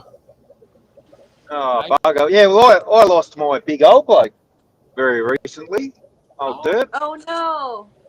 He tried to eat another fish that was, yeah, his eyes were bigger than his stomach. So a geophagus grow out. So yeah, silly old bugger. But anyway, Yeah. Yeah, yeah, the just raccoon. I caught the raccoon in the act, and the chocolate cichlid was actually still alive, and it was on the floor. And I got my flashlight out and scoured everywhere looking for him. He was on the floor. He was still alive. He lasted till the afternoon the next day. uh, Little boy said, you'll have to please. get another one though. They're just Oh, so I'm cool. going to. Yes. Just the attitude, the way they just hang in the water, and especially when they're up looking for bugs up above, and yeah, and then he'll just sit there all day not doing anything, and then come food time, yeah, front and center, and yeah, Yeah, he had just started coming out after being real shy and eating from yep, my hand. So I did actually cry the next day, but yeah, I'm yeah, over it now. But Yeah, I'm so sorry that happened to you. yeah, that was dumb. But I Johnny, usually shut the tubs up, but I had taken chicken wire and I double nailed it up over all my screened in porch room windows because it's like a screened in porch on the second story. And so I thought, okay, I'm safe. They can't get in. But so I had the tub lid off. I was just going up to put it on anyway, and they were up there in the act. yeah, that's you. So you caught. I mean, They're crafty. They have hands. they're bold too. I mean, they're not really. Well, they're bold because they think I like them because I feed them Well, you do. outside, not Yeah. upstairs. I feed them, I give them a pool and stuff. So I thought they would just not come upstairs, but they did. Oh man, that's something else. They It will. it it felt sorry. I promise you that raccoon. I threw rocks at him, and he was like, "Why did you do this to me?" And he crawled on his stomach, like Army crawled towards me. Like, I'm so sorry. So I don't think he really meant anything by it, but they're just doing animal stuff. They're yeah, cute. I yeah. love raccoons. Yeah, you love all animals, though. Yes, I do. Yes, you do. I had a possum for about 2 years that I raised from a tiny kit. So Do you mind that if I was tell my everybody about introduction to them. Do you mind if I tell everybody how you shop for fish? Oh, sure. Go ahead. Okay, what she does, and she told me this, and I was kind of stunned at first. She'll pick out the sickliest fish she can find, the one that's getting beat up in the corner, all tore up. She oh, there goes my phone. Now it's a live stream. Yeah, but they make for nice fish if they don't have parasites or whatnot. A lot of times they're pretty peaceful fish, and that's kind of why they got beat up. Mm-hmm. So I mean, it benefits the tank too overall if it's a community tank. But I did just do it because I thought that poor fish, he needs to go. Like, they look like healthy otherwise. So, and I really haven't gone wrong too much. Everyone's kind of recuperated well, and I've got this black Oscar behind me here though in this tank. When I got him, that's how I got into Oscars, is because the guy at the pet store knew I rescue fish, so he called me because this Oscar didn't have a tail. And so I brought it home, and its tail grew back eventually, but it's real sensitive. It recently got kind of sick and turned pale, so I treated it for parasites because when it didn't have a tail, I didn't know if it was because of parasites or because of tank aggression. So I never gave it any medication. I just did the clean water and the salt water, and his tail grew back. But over time, he got kind of gassy under his chin when I would do water changes if the water wasn't like exactly the temperature or stuff. And so I was extra careful with him and keeping the water extra clean. But he started getting sick, so I did the general cure, um, which is the metronidazole or whatever the two anti-parasitics are. Mm-hmm. And it made his it made his scales on his sides start to slough off. So he must have had the parasites, and they were under his scales. And I did the second dose of the treatment, and I had to stop it because it was starting to eat down to his body. And I thought, we can't go any further. Like, even if there is parasites there or whatever, it's gonna. Anyway, so I cut the treatment short. We did it 3.5 days. It should have been 4. And all his scales have grown back. He's swimming. But I know he's not totally cured because he's still got those thick, mucousy, floaty poops. Mm. So I don't know if I should try antibiotic Try or garlic. if I should do the parasite treatment again. I've been putting garlic, intermittently doing the garlic, the turmeric, and the ginger, mixing it in with the food. But what were you going to say, Go? Oh, Yeah, I I was was just going saying. to say try the garlic. Yeah. Yeah, garlic. Yeah. So we're trying that. And like homeopathic, that's kind of a long-term remedy. So I'm just rotating them every other day and just seeing how it goes. The peach one, the Lutino, he's super healthy, but he's been getting the same treatments because he's in the same tank. But he's super healthy. It's just that one without a tail. It probably had parasites. That's probably why it didn't have a tail. I assumed it was tank aggression. So we'll see how it goes for him. Mm-hmm. I was going to say that levamisole, I use that as like a last resort, but it works. I mean, it will. If you have any type of internal parasites, I swear by that stuff. Yeah, I was thinking of levamisole next. He just has to have a rest time because he wouldn't be able to stand any more medicine right now. But I know levamisole just paralyzes the parasite, but honestly, this Oscar is real sensitive to like the pH in the water. So I'm just worried about how the medication changes the water pH, maybe makes it too acidic or just whatever. I don't know. I've had Oscars in anywhere from probably 7 pH all the way up to like 8.4 before, and they did fine in all of them. Yeah, it's just this one. He's just real sensitive. Mm-hmm. We'll see how it goes. Yeah. But yes, so rescuing fishes, it can be good, and they can turn out really healthy, or you can have trouble on down the line. Yep. Yeah, my daughter, she's like that. We went and picked out she was getting a goldfish. So I'm showing all these, and she picked the most horrible looking multicolored thing with the fin missing, and named him Halloween because he was black and orange, and we had this little guy for years. He was just a tough little fish. He sort of grew a little bit stunted and never quite swam right, but he was happy. Yeah, sometimes I have a stunted dwarf gourami who I adopted that never got his little front fins, those feelers. And I really thought he wasn't going to make it, but he's still here after year. This is about year 2, so he never grew those front fins, and it's kind of bent.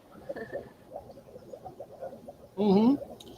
Jenny says when the Oscar gets healed, the accomplishment you feel is unlike nothing you felt. So in other words, Yeah. it's a good feeling when you save something. You know, you did something good for something on this planet. You know, it's not like you're a caring person. That's why it is Well, special. plus they're teaching us because they're showing us like, oh, this medication worked when I saw these symptoms, or this one didn't. So you're gonna learn something maybe for next time, hopefully. Hmm. It's murky water. Trying to medicate your fish is murky water. Yeah, it can be tedious. You know, it can be Well, especially just when. there's so many medications. Just trying to figure out what's what, and Hmm. That's why you always. I used to use. You know, I'll be honest with you. I haven't had to use. I better knock on wood too. I haven't had to use any medications except methylene blue for the eggs to keep them from fungusing up. I've been very, very lucky with not getting any. Well, you know something though, but to be fair about it, every time I get new fish, it's usually into a new tank. So it's like the new fish are going to a new tank. So it's basically their forever home. Oh, we lost Gil. yep, I see that. Um, oh shoot, he was driving. I hope he's all right. Um, let me go back here. Make sure he's okay. I'm watching here for the in the chat. Hey, thank you, Running Water. Thanks, Johnny. That's very nice. Um, I'm gonna have to get off here too pretty soon, Jeff, because I have to go to the bathroom. Oh, you can take a break. Go ahead. Go on. You can go on and come on back. That's fine. All right, yeah, you guys keep on. I'm gonna use the restroom real quick. Sure. That's fine. I mean, sometimes I might even take a break sometime and grab some more coffee upstairs. You never know. You beat you to it. I can under animal more better than you. Oh yeah, understand. Yes. I tell you something. Yeah, that's the thing about animals is they got that unconditional love, and they'll treat you good no matter what. Generally, except my aunt, when she was still alive, she used to keep Chihuahuas, and them little buggers, they would attack me like you wouldn't believe. As soon as I turned my back to them, they were snapping at my heels, and they're like little rattlesnakes on four legs. I mean, they're really vicious to me. I don't know why. I'm like, I love all animals. I'm like any other dog I can get along with, but them little Chihuahuas, for some reason or another, they just don't like me. I am standing by here if you need to come up. Well, you're more than welcome to come up. Let me do that. Let me drop this link here for you. Here we go. Drop that right in the link there. All right, there you go.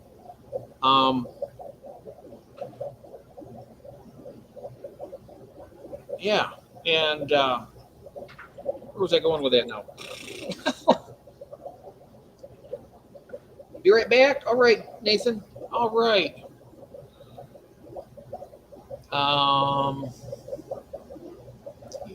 So there, I dropped that for you, River. If you'd like to come on up here with us, you're more than welcome. Or anybody else. I mean, if you guys want to come on up, I like to invite people up here from time to time because you know what? We're all part of the same fish family, and some people sometimes just need a little coaxing to get up here. So some people are nervous or whatever. You're all safe here with us. Be friendly, treat everybody with respect. Dogs can sense fear when they smell it and see it. Maybe it's something about those little because they've always been mean to me, those little Chihuahuas, and I'm always I think what it is because every time if I go to start petting it, their little jowl will start shaking and they'll show their little fang and they're growling at me. So I'm like, I'm not going to touch that. He's going to snap at me as soon as I reach down there. So I guess I am a little bit afraid of those Chihuahuas, believe it or not. I mean, they're just mean little suckers. They are terrible. Then I can walk up to a Great Dane or a great big Doberman Pinscher or whatever, pet them. Ain't no problem there. No problem. Chihuahuas rattle. Yeah, that's right. They are like a rattlesnake on four legs. They are. They are vicious. Yeah, I almost wanted to take my cat over there to beat it up after it bit me in the ankle, but I didn't do that. I will like to break out this fear and one day come on down. Yeah, you will. When the time comes, yes. Absolutely. Absolutely. Yeah, I've never had a Chihuahua, but I'm getting more cats. So I tell you that right now. I had, for some of you know that I kept cats for a long time. Me and there's River right there.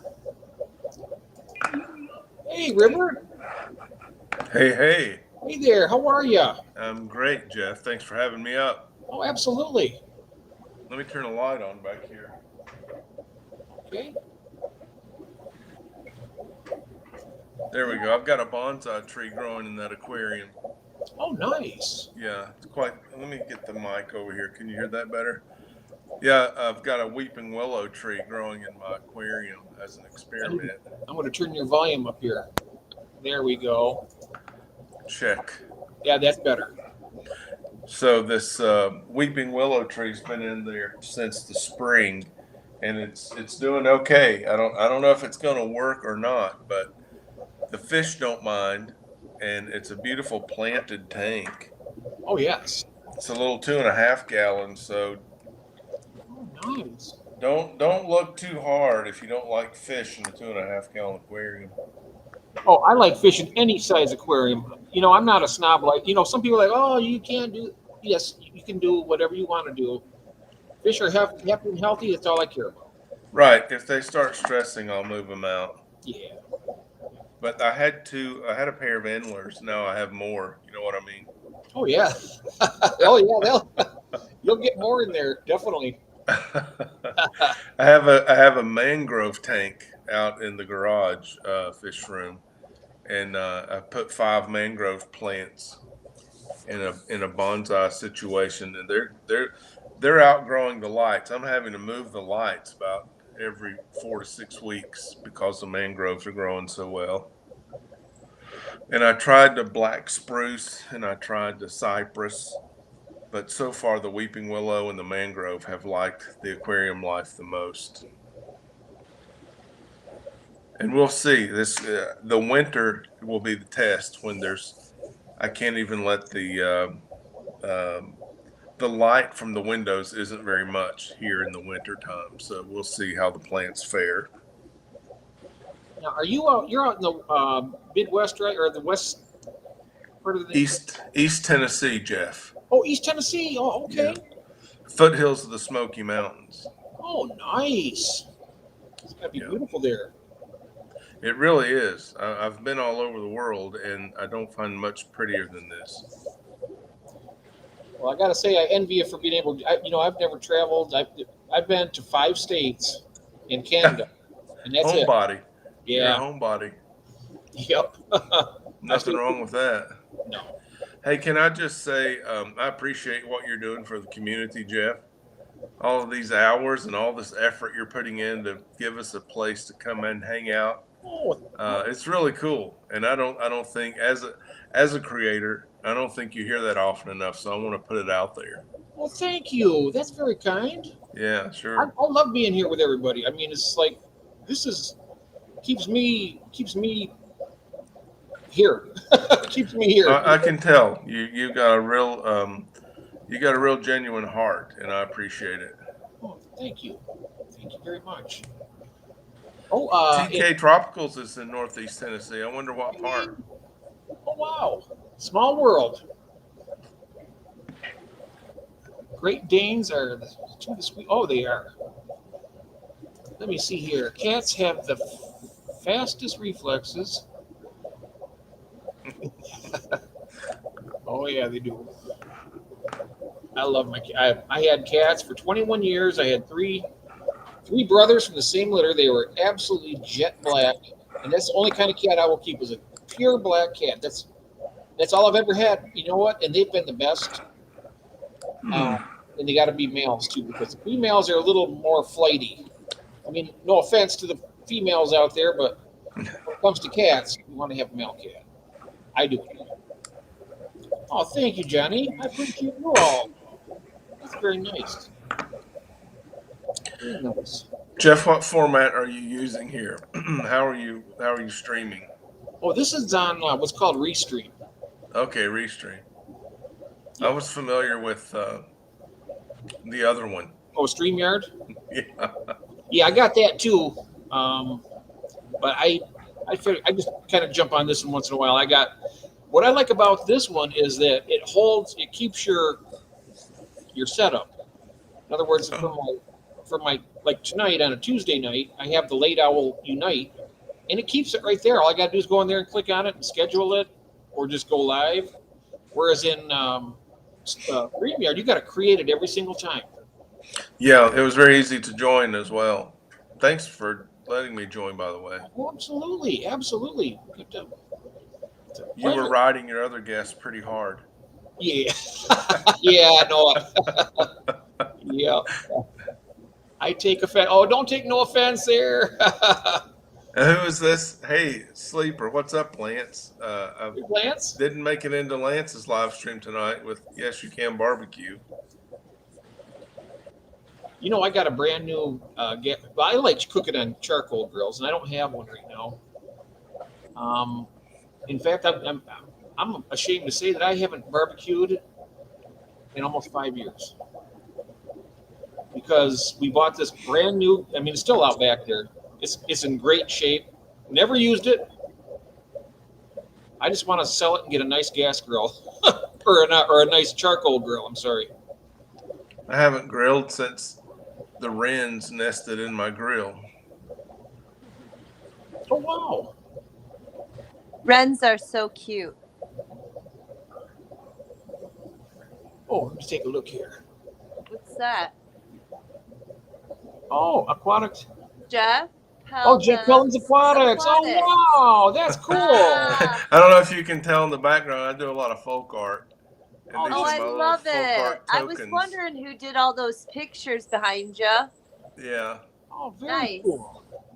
So I'm River Life Pottery on Etsy. No, you're River Life Pottery. That's so cool because you make the Pleco caves. Yep.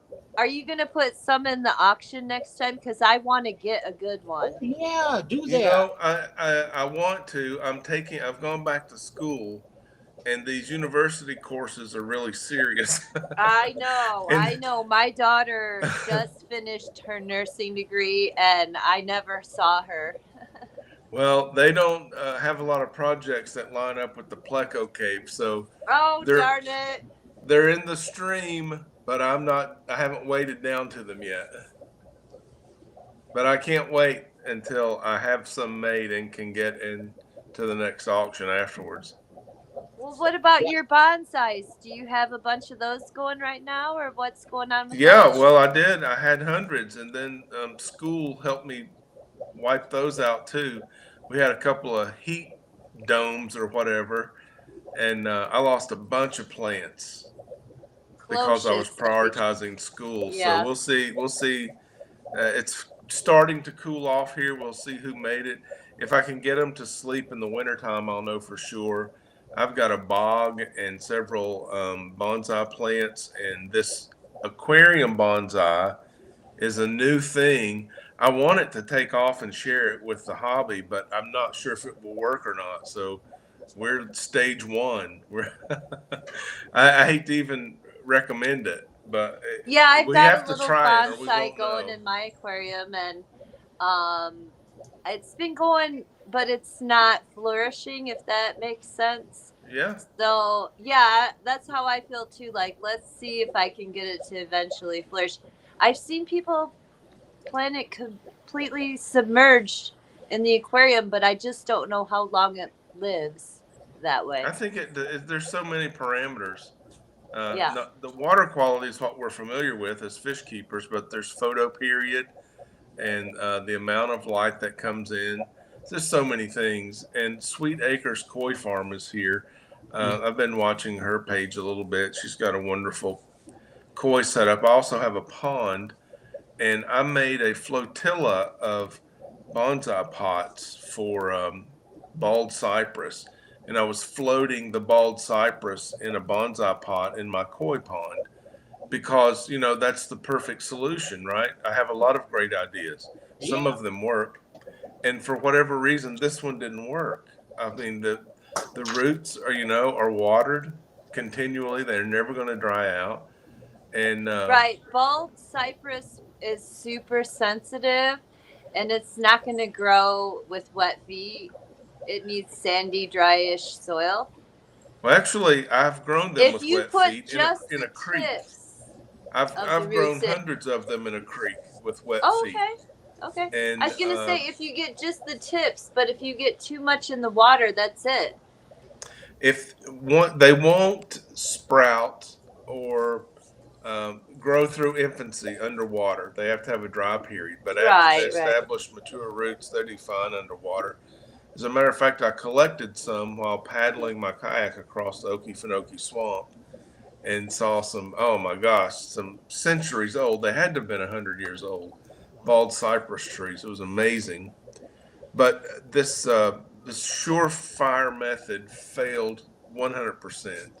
No trees survived floating in the pond where they would have had the top roots would have been dry, the bottom roots would have been submerged, and then the Yeah, middle you got roots it. would The have top had. roots do have to be dry. They didn't. I don't know. I don't know what it was, but it didn't work. So back to the drawing board. I love trying, and I love sharing successes and failures. So the weeping willow tree is growing underwater in the aquarium. Okay, yeah. The bald cypress did not grow in the pond. Yeah, I was going to say I've had the same experience. I work at a tree and shrub nursery and perennials for the last Where are you, by the way? I'm in Illinois. Okay. And I took a sucker off of one of our willow trees, just a standard weeping willow at work, and I put it totally submerged with just a few leaves out. All the leaves, of course, the green ones, I should have just plucked them, but I didn't. I should have cut it back, but I didn't. I left some leaves out of the water just in case they needed that.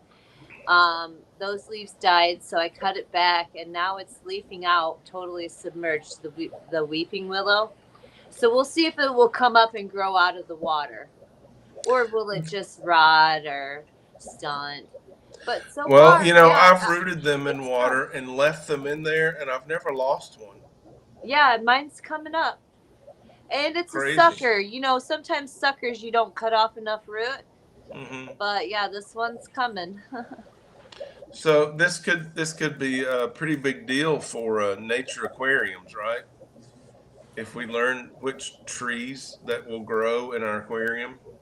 Yeah, because they have a bigger root system, and they're going to pull out a lot more of the stuff you don't want in the water because their root system requires more. Exactly. Than aquatic. And you heard it first here at Jeff Pelham's Aquatics. Yeah, no, I've thought that myself. I just ordered some aquarium plants because I have a lot of dirted, sanded tanks without any plants in them. And I wanted to get plants, but they're so expensive and everything.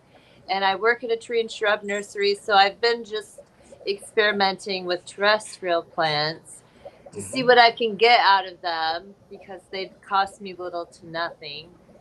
And the other aspect is, like we were saying, is the root structure is a lot bigger. The feeder roots are going to be bigger. The nutrient requirements is going to be bigger. So if you can get those plants going, like a lot of people have mangrove type trees growing out of their aquarium, those are going to pull out a lot of different things, some people here will remember Rachel O'Leary. And I was talking with Rachel. I talked to Rachel at several of the conventions, and she was telling me she cultivated the blackbeard algae. She just embraced it. It started growing on her driftwood in one of her large tanks, And then she decided to try this new trend of planting the pothos in the aquarium because of the larger bore root that Yeah. absorbed more nutrients. Well, it cleaned her tank so well that it killed her blackbeard algae. So that's what wiped it out. And she didn't mean for it to, but it was like this pothos does so well, I don't have my algae anymore. Yeah, I had a blackbeard algae issue because I have my tanks in a big picture window, and so I get good sun. I don't have any tank lights on them, but just that constant regularity of real sunlight. I was getting Mhm. blackbeard algae in my 55s, so I got 2 Chinese algae eaters for one of them. Okay. And that tank is spotless. It was spotless in 3 days. So if you don't want blackbeard, just get a couple of those. But also, I have my blackbeard in my Mabuna tank, and you would think them being omnivorous, possibly herbivores, but no, they're not. That they would eat some of the blackbeard, but they don't. So what with those I would do is I would pull the rocks and put them in my other tanks with like my bristlenose or my or Chinese algae eaters, and they clean the rock. I just rotate rocks. I Fun. pull them out. Jeff, do you have any plants that grow out of your aquariums? I was about ready to mention that. No, I don't. All the time that I've been keeping tanks, I've never had the plants on top, but I'm going to start doing that. You know, even in these smaller tanks, I did several micro tanks. I have a 1 gallon, 2.5 gallon, a couple of 5.5 gallons, and all of my aquarium stem plants have grown out too. I don't know if you can see. Let's see. I don't even know the name I'm of going to this put you on a plant. bigger It's very screen here. I'm going to go common. up here. I'm going to put you on a bigger screen. All right. There we go. Oh, wow. Oh, that looks great. And they look the same above the water level as they do below. And when I cut the top of them off and plant them in another aquarium, they root. So I guess it's a healthy specimen. Oh, yeah. That's growing above the water line there. But I've never had that happen in larger tanks before. It looks nice. I No, was thank part to you. mention that. I've never had that. And like people do the pothos and the, I've seen some people doing what they call it lucky bamboo. The ones that kind Yeah. of, there's a YouTube channel called Jack and Dan out there. And they plant that in like big terracotta pots and they grow it right out of the water and it grows like crazy. I don't know the difference. There's a question in your chat coming up. I don't know the difference between philodendron and pothos. I've heard them called the same. Oh, okay. Yeah, I have no idea actually. I'm really a newbie when it comes to aquatic plants. Another one that I've used, I learned all of this terrestrial plant in submerged conditions, keeping poison dart frogs. Oh, And that's how we made we kept most of the bioactive containers clean with plant roots. It was pretty cool. A lot of living sphagnum moss. But I heard that term used interchangeably, philodendron and pothos. So if you put them in my hands, I wouldn't know the difference. you know, that would be a fun thing to do is do like a was it a paludarium where you have the land, Yeah. and then you got the water. So you got that'd be really cool. I mean, I've seen like those. Have you ever had those little vampire crabs or stuff like that? You see them; they're really colorful. I've not. But I was active in developing a minimalist. It ended up being a paludarium, and it was in a 10-gallon aquarium, and I raised so many poison dart frogs. And it was a decade ago. I was chairman of International Amphibian Days, so I was Ooh. distributing them to zoos and anybody doing scientific research at universities. I was breeding frogs for them. I think But you have a green thumb. It sounds like you have a green thumb. I like if it's creatures, yeah. I'm a creative creature seeker, Yeah, some people have a touch for that.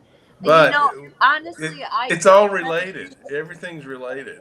I don't have a green thumb. I've just taken an interest and tried to cultivate it, but some people just have that naturally, I think. You know, my wife loves to garden. When she doesn't do too much anymore, but she loved to garden. But I tell you what, if I had to say, she was like the Jack Kevorkian of gardening. I mean, well, the only things that would survive are the hostas, and we have a great out front. We got a great big zebra grass. It's huge. It Yeah. looks really nice. And other than that, though, the other plants, I mean, doesn't Well, go- I've got a bog that is amazing, and it abuts my bonsai bench where plants are dying. So I sometimes it works, sometimes it doesn't. Did you already answer this question here, Rack? No, not yet. River, have you found that plants grow better in a bubble stream from an air stone? That's been my experience, she says. I have not, because I have not experimented with that, but that makes a lot of sense. Yeah, I I was like gonna that. say, it does make sense because, like with terrestrial plants, my boss was talking to me and explaining stuff, and he said that, wind and like even heavier wind is good for plants, especially Mhm. young plants, because it helps their root structures establish. The pulling makes them create like a stronger root system, the pulling of the wind. So, even, and also with the bubble, the aeration across the leaves, it's going to push off some of that, like finer debris, like Yeah. algae and plant matter. I mean, the food Yeah, matter that's stuff like out my there. infantry basic training experience. All of the wind made me stronger. I've got another question for you here, Rack. If you had to recommend a dart frog for a beginner in a bright, easy to see, like yellow, what would you recommend? Oh, love this question. Who is that? That's bougie. Bougie. Bougie Bish Fish. Yep. Easy answer. Lucamella. Lucamella is a deep golden yellow, I call it a guide yellow, and black stripy spotty pattern. Beautiful. And it's one of the few. Now, understand this, the dart frogs primarily, overwhelming majority, are diurnal. They're awake during the daytime when you are. So what I'm going to say is it's a plus, it's a positive. The Lucamella has a beautiful trill of a song. It sounds exactly like you are in a rainforest jungle when you hear the Lucamella call, That's versus many of the other terrestrial dart frogs have just a soft buzz. You can barely hear it. It's more of a hum. But this beautiful trill from the Lucamella is amazing, and it is bright yellow, aposematic yellow. Yeah, there you go. There you go. And you see it's stripy, spotty. Ooh, look at that blue one. Oh yeah, that Yeah, looks. so that was when I was raising those. That was my thing. I was the gentleman frog farmer from the great state of Tennessee, and I raised hundreds, if not thousands, of those blue frogs. They were known as the Dendrobates azureus, and they were an endangered species. And then we learned that they were actually a subspecies, not a species. So they're Dendrobates tinctorius azureus subspecies. Oh, okay. Yeah, so those are the terrestrial ones. The one on the right there is showing the tadpole progression. That's an arboreal one. It's a smaller frog. The one on the left, the tricolor, is a small terrestrial frog. It can lay eggs above the ground in the bromeliads. The one beside it, the green and black. The Aratus is also good for beginners, but it's a little duller and it doesn't have the beautiful call. So that Leucomelis is my recommendation for what you're asking. Oh yeah, look at these. That's really Contains epibetadine. Yeah, they synthesized that into some sort of a pain-killing drug, so it was a really cool story for a minute. But then it's easier to make in the lab than it is to harvest the frog and collect the venom and then synthesize it. lost a picture. Where did it go? There we go. Let's see. You're gonna love these dart frogs, Jeff. I think you need to get in there. Look at these. Can you see this one here? Oh yeah, there's another Azurius. The one on the left is not a blue poison dart frog. That's a bluish tint of the Aratus, the green and black. And then you can see the one that's partially covered up. Yeah, the one right to the right of the blue frog, that one, that's a Tinctorius. So wow. that's actually what that blue frog is a subspecies of. Look at that. Those frogs, and they get very large. They're very showy, easy to care for. The Tinctorius, good choice. Dying poison dart frog. Look at them colors. Oh my goodness. Yep, you're gonna love them, Jeff. I might try some of them sometime. Get in touch with me when you get ready, Jeff, because you don't need to buy the elaborate, expensive setup. You already have everything you need. I can see it in your fish room. You know what? That would save me a lot of work on. I got a 40-gallon upstairs that needs to be resealed. Yeah. I could just clean that up and use that probably. I like a sealed tank that holds at least 4 inches of water. Oh yeah. And 10 gallon is enough. 20 long is like a huge mansion for these guys. They need live fruit flies. Ah, okay. That would be a limiting factor. You need to know that. Yeah. I'd have to run that by the way. Yeah, you're going to be culturing fruit flies.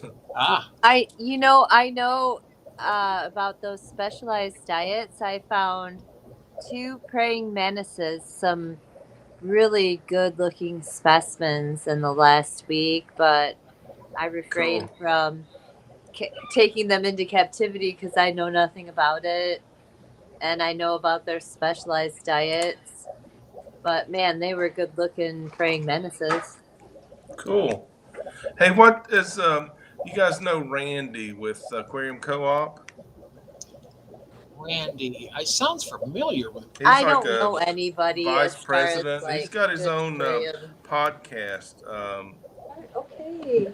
Something Aquarius podcast. Anyway, I was a guest on there years ago at one of the fish conventions, and we did a 3-hour podcast on poison dart frogs and how to keep them, and how fish keepers already have the skill. The fish keepers are the best frog keepers. Look at that. Oh, look at that one. Wow. Wow. That doesn't even look real. It's not. Oh, okay. There you go. My kid said, Mom, you got to learn about AI. Oh, that's not a real one there? Oh, okay. I thought that was a real one there for a second. I was like, whoa, look at that. Yeah, the Aquarius podcast. Check this one out. That is a toad, but it's an AI paint job. Oh, is it? Oh, okay. Oh, yeah. I love those toads that bury themselves in the mud and you got to dig them up like a little potato. That's so cute. Let's see now. Is this real? Is that No. another one? No, that's another one. Look at these. Green and highly detailed. Perfect. Yeah, these are all probably AI stuff, huh? All of them? Like, look at this one. Yeah, I saw you had a couple of pictures of the cute poison dart frog there on the right is not a dart frog, it's a red-eyed tree frog. You guys, instead of a frog invasion, I'm having a cat invasion. They're all coming up here trying to knock over my stand and making me scratch their head.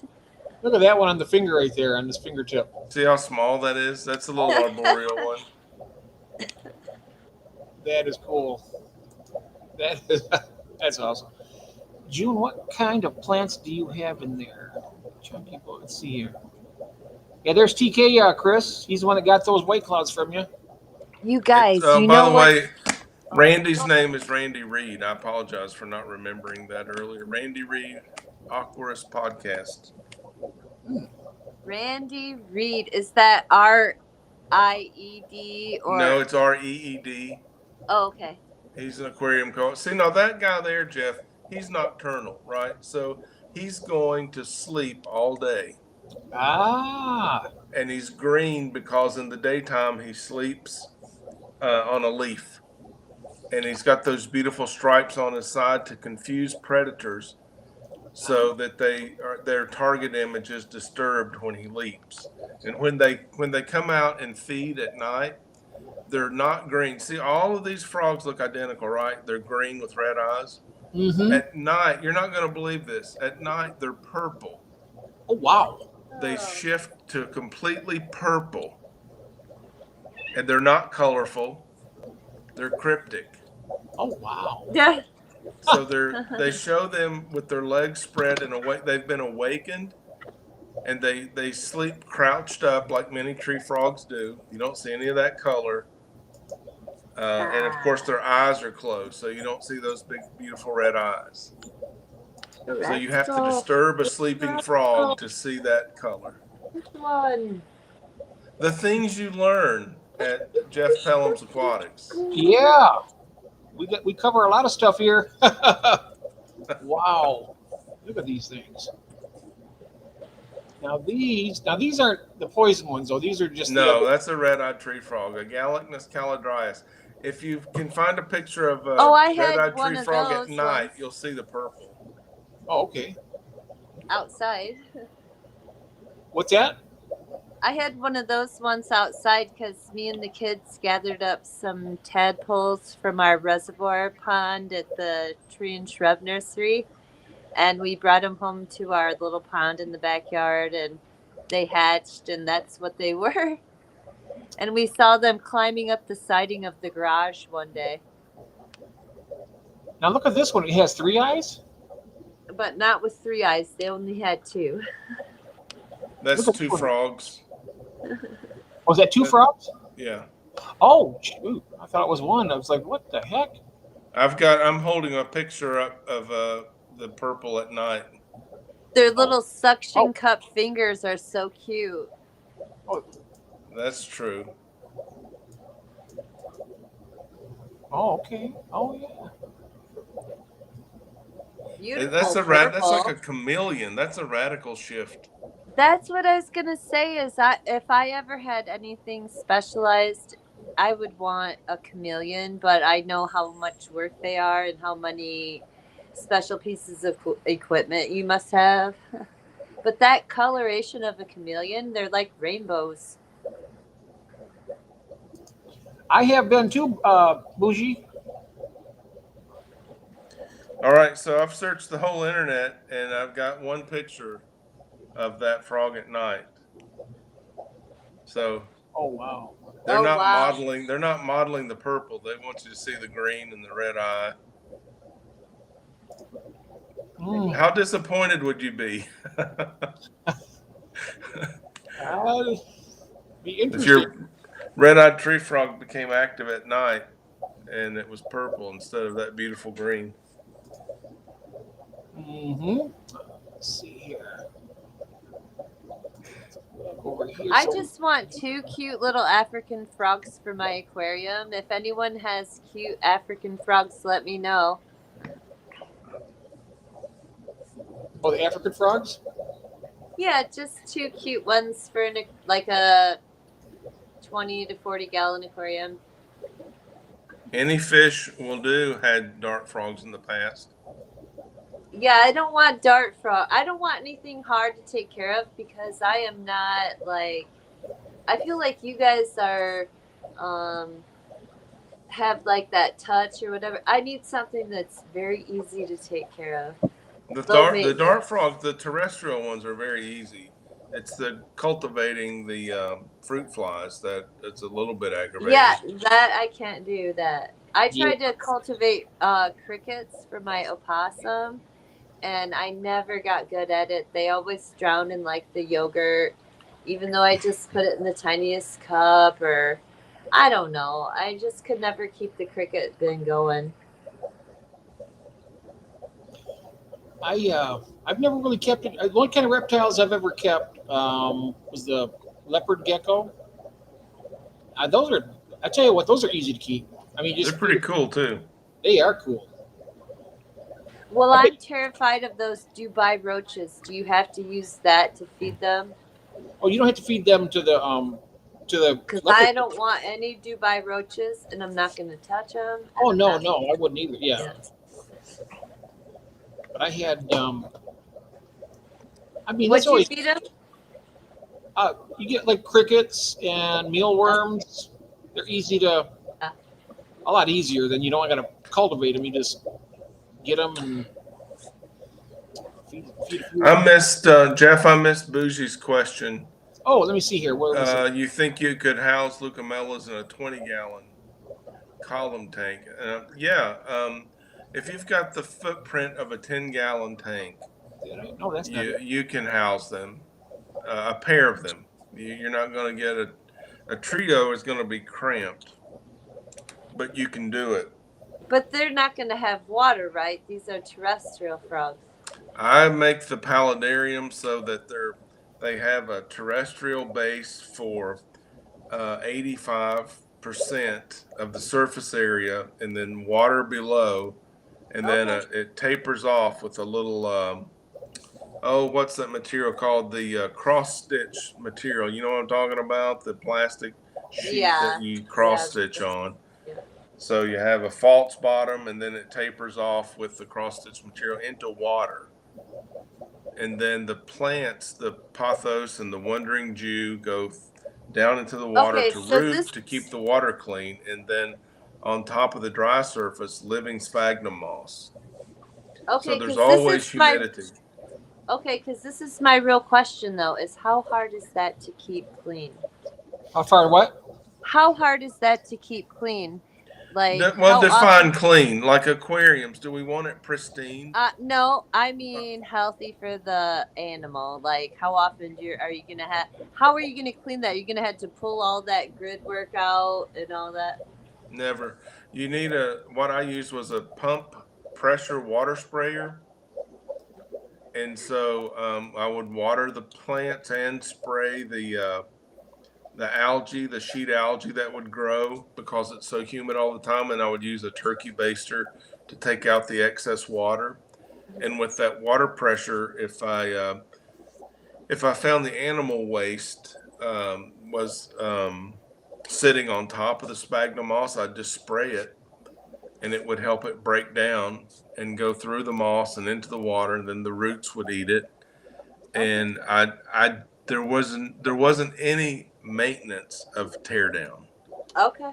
If a pair died or you had illness and you needed to tear down to sterilize, I used a half of a coconut for a cocoa hut, we called it, situated over a petri dish. And they would go in there and lay eggs, and I would pull eggs every 7 to 10 days, and I had a stack of petri dishes as the eggs developed. And then the top, I would have the oldest eggs, and I could see the tadpoles hatch. I'd move them into the tadpole hatchery. Wow, so you had a total system. Oh yeah, I was raising hundreds, if not thousands, of these frogs. See, I can't fathom that. That's like a lot of work, but that's super cool. It wasn't a lot of work outside of the fruit flies. It's not for you, but for most people it would be. I promise. The fruit flies required attention and maintenance. That was the work, but you could do it in 15 minutes a day. I don't know if I missed this one already. Did you already answer this question? She says, and do I need to keep one or two frogs? I've observed that they're definitely social. I would go ahead and try to get a pair. Mm. There you go, Bougie. More than one. You want to try to get Come on, Bushi, jump in. Let's Male- see how you do. By the way, holler at me if I can help. I'll be happy to. On my what YouTube channel is it? It's on the Pond Life YouTube channel. I have a video titled "I made $10,000 in a 10-gallon aquarium," Wow. Oh, nice. and That's it goes cool. through the steps of how to set up a That's 10-gallon awesome. aquarium to keep poison dart frogs. Now they sell for pretty good money, don't they? Well, they're cheaper now than they were when I bought them. Nobody had them. They were not in the pet industry. Yeah, I didn't know they were. Now you can do a search and find them. And now what they were and they're not quite as deadly because wasn't it their diet? That's right, Jeff. That's right. Very good. Oh, They're in Tennessee. You're not allowed to keep venomous animals, so I was only able to have them because they're non-toxic. That's not true. They're non-venomous when bred in captivity Yeah. because they don't have their natural diet, which I think they isolated that is to so an interesting. ant. Mm-hmm. You have to eat special. I mean, like they probably have a different variety of insects. Ants, probably. I don't know.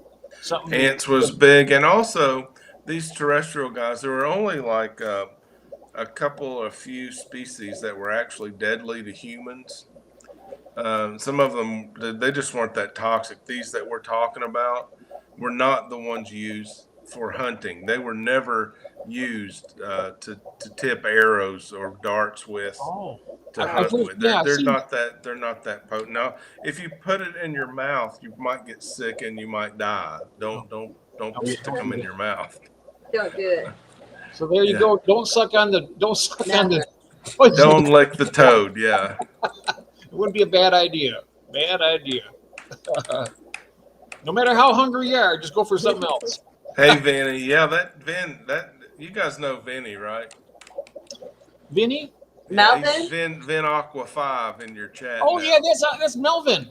Yeah, Melvin is the man, and he's been around. He's been on all of my channels. Oh yeah. Yeah, that channel is still. I'm not doing videos on it, but I kept that channel through the building of the koi pond, and then YouTube killed it. I don't know why, but they did. So, Pond Life is still up. Nice. Pond Well, it looks Life, like Bougie's Bird there. Garden, Budget Bonsai, and River Life Pottery. She's super into the frog idea. Bougie's going to be a frog farmer. Yeah. I wanna She's know already about it, got too. those crayfish. I'm here for it, Bougie. Go for it. Oh, I love the crayfish too. Those are nice. Did you see her fish room tour? I did. You know what?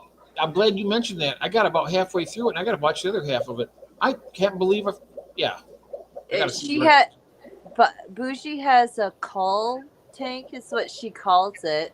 It looks like the most beautiful, like centerpiece aquarium in an elegant home. It's her cull tank for her guppies that aren't up to what she wants for, her breeding standard for the coloration or just whatever. She has these two like metallic electric blue crayfish in there. Mhm. That tank Beautiful. looks like it is so gorgeous. That's called her cull tank. That's her like lower end. Like, yeah, this is just this one other tank I got. It looks like a showpiece tank. Oh, And yeah. you should see those crayfish. But I just wanted, the only reason I brought that up is because Are you guys allowed to have crayfish in your state? Are you allowed to have crayfish in your state? I don't think I am. I don't In know, but Tennessee? Oh wow. I just They brought won't that let up. Tennessee. I can't have anything indigenous. The only thing I can't have crayfish wise is the that it's called a marma crab. It's that self-cloning female crayfish. They just reproduce. I mean, that'd be something great for somebody who had like puffers or something. You know, you just reproduce. You'd have all the That's a good idea. Yeah. to get some of those. And I made an extra long tour video just for you. Yes, you did, and I'm gonna be watching it. I'm finishing watching it. Thanks, Tiffany. I'm so glad you enjoyed the video. Yes, I enjoyed what I've seen so far. Guys, but I just brought this up because of like crayfish. That's the one thing. Like at first, I was creeped out by shrimp. Hmm? I was like, oh my gosh, they're like insects almost. So it has taken me a long time to like crayfish. Because when I was a kid, I was the oldest sister, and I have 5 younger brothers, and we lived by a river, and my stepmom, their mom, would let them go down to the river and catch crawdaddies, or just whatever they want to catch, but they always caught crawdads. And because I had to babysit them and I was their boss, when our stepmom wasn't home, they would get those crawdads from the river and chase me around the yard with. Oh, So I am still afraid of those things. But I'm starting to be won over once I saw Bougie's cold tank with those electric blue crayfish, or those really beautiful, excuse me, pink tiny crayfish, those like fairy crayfish that we had at the auction that one time from that guy. Oh yeah, these right here are the smallest crayfish that we know of, and I had these. And I tell you what, they breed just like, well, they breed like other crayfish. They'll grapple. I got a video that shows them, and it shows the female, and she's taking all the eggs under and she's shuffling them. yeah. Yeah, neocardinas do. That's cool. But And they're yeah, tiny. I'm starting to be won over to these little critters. They're just a little bit. I mean, they're just a tiny bit bigger than a big female neocardina. They're tiny little guys. Yeah, That I is like small. the smaller ones. You Let me see if couldn't. it shows. Yeah, it'd be hard to eradicate. Hey, look at these. They got the little blue ones too. They're cool. Hey, can I post a There's video? little. It's a can I blue post one. a That's the link, Dominican. Jeff? But they're only about 1.25 inches, maybe. They're real small. Jeff, can I post And a they, link you know, in your you can chat? keep them with. I mean, they're not real predatory, so you know, because they're so Hello? small. I had mine in with my Blue Dream shrimp. I never noticed anything.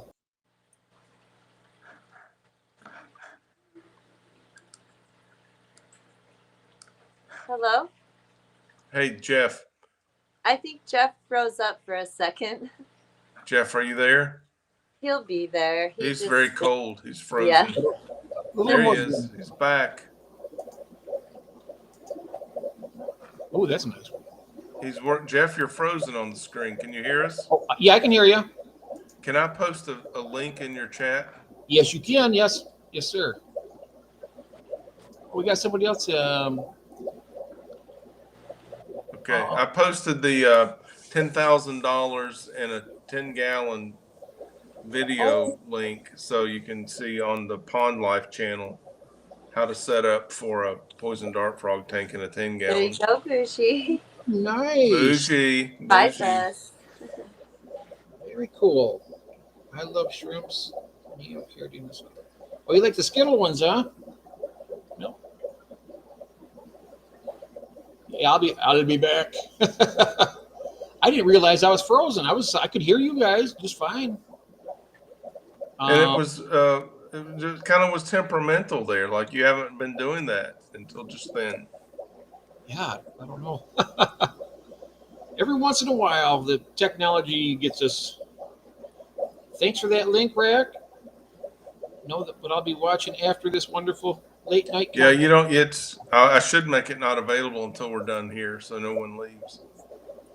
Oh, well, I'm looking at the time here. I started at 11:30, 12:30. I was gonna say, Jeffrey, I really have to. I still have one water change left to do, so I think I should get off of here. All right. Yeah, I had think, so much fun talking to you guys, though. yeah. I'm so glad to meet River Life Pottery, who is You also gotta meet- Bucket yeah. Bonsai. Oh well, thanks. You got to I come hope we back can in get here together again. Yeah, anytime. it was so cool. Yeah. Like just hearing about like the what I know about the African dart frog is from David Attenborough in the BBC. So the fact that you kept some and like successfully were known as keeping that type of animal, that's super cool. And it was so nice to meet you. Yeah, likewise. Yes. It's great You having have, Murphy up here. you have a very interesting panel, Jeff. I'm honored to be a part of it tonight. Hey, I'm honored to have all you here. I tell you what, it's really nice.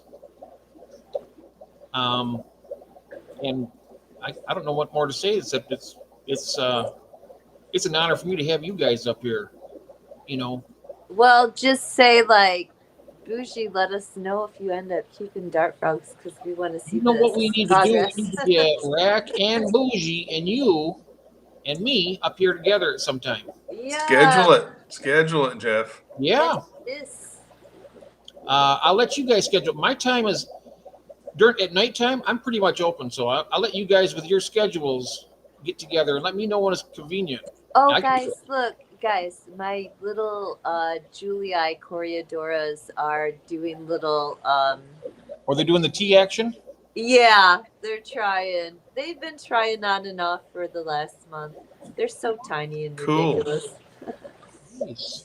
Guys, I'll never get any eggs though. Like, there's Are you just good? too many Corys in that tank. I swear, as soon as they put the eggs out, I was like filming them put the eggs out, and then like I'm gonna go get something, and the eggs they already ate them Oh, before I even got anything to gather them. Yeah. Yeah, I've seen your crayfish over there, Bill. They are gigantic, beautiful though. They got some really big, gorgeous ones. I'm glad Rack pointed out how much just been doing it. Oh, thank you, honey. That's so nice. needs to be done more often. But wouldn't that be fun though, Bougie? All of us talking. You know, we can come in here and talk about anything we want to. We talk about reptiles. I mean, I talk about fish all the time. Well, I we're don't- keeping them in an aquarium, so and it's going to have water in it in my system, so we're not too far off. You can put guppies or endlers in there also. Yep. I Aquatic wanted reptiles. to keep a tarantula for the library when I was a librarian. I just was worried that the kids would just be maybe too obnoxious. Like, even though I'd have rules when I wasn't looking and checking out books, they'd be tapping on the. And I didn't want to terrorize the poor thing.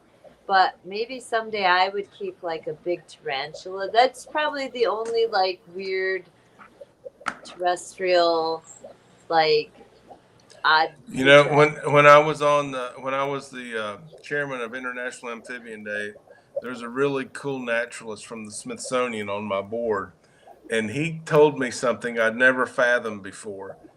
Do you know what fish regularly feeds on tarantulas, No. Jeff? The regular feeds on tarantulas. Isn't that the tarantula wasp? Fish. Oh, fish. Yeah, what fish regularly feeds on tarantulas? Oh, I mean, isn't that a foreign concept? I'd never thought of it before. yeah, it is. It really is. I never. I'm just pulling up this thing right here. I'm going to show him. This is It's the arowana. arowana. Oh, wow. They'll come out of the water, their full body length to grab a I know tarantula people off like a branch or a arowanas. trunk I of a don't tree. like arowanas. Not as a kept fish. I like arowanas in the water where they live. Yeah, out there eating tarantulas. Yeah. Yeah, no thank you. Oh wow, those look like crawdads in the creek. Yep, these are the See? ones.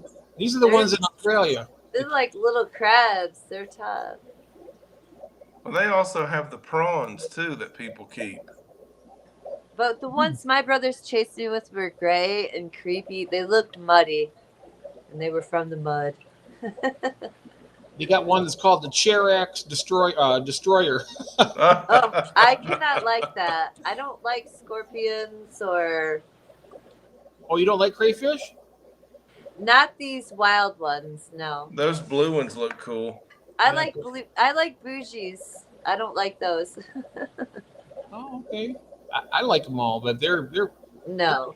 I Oh, don't. here's a little. This right here is a fully Wow, aquatic.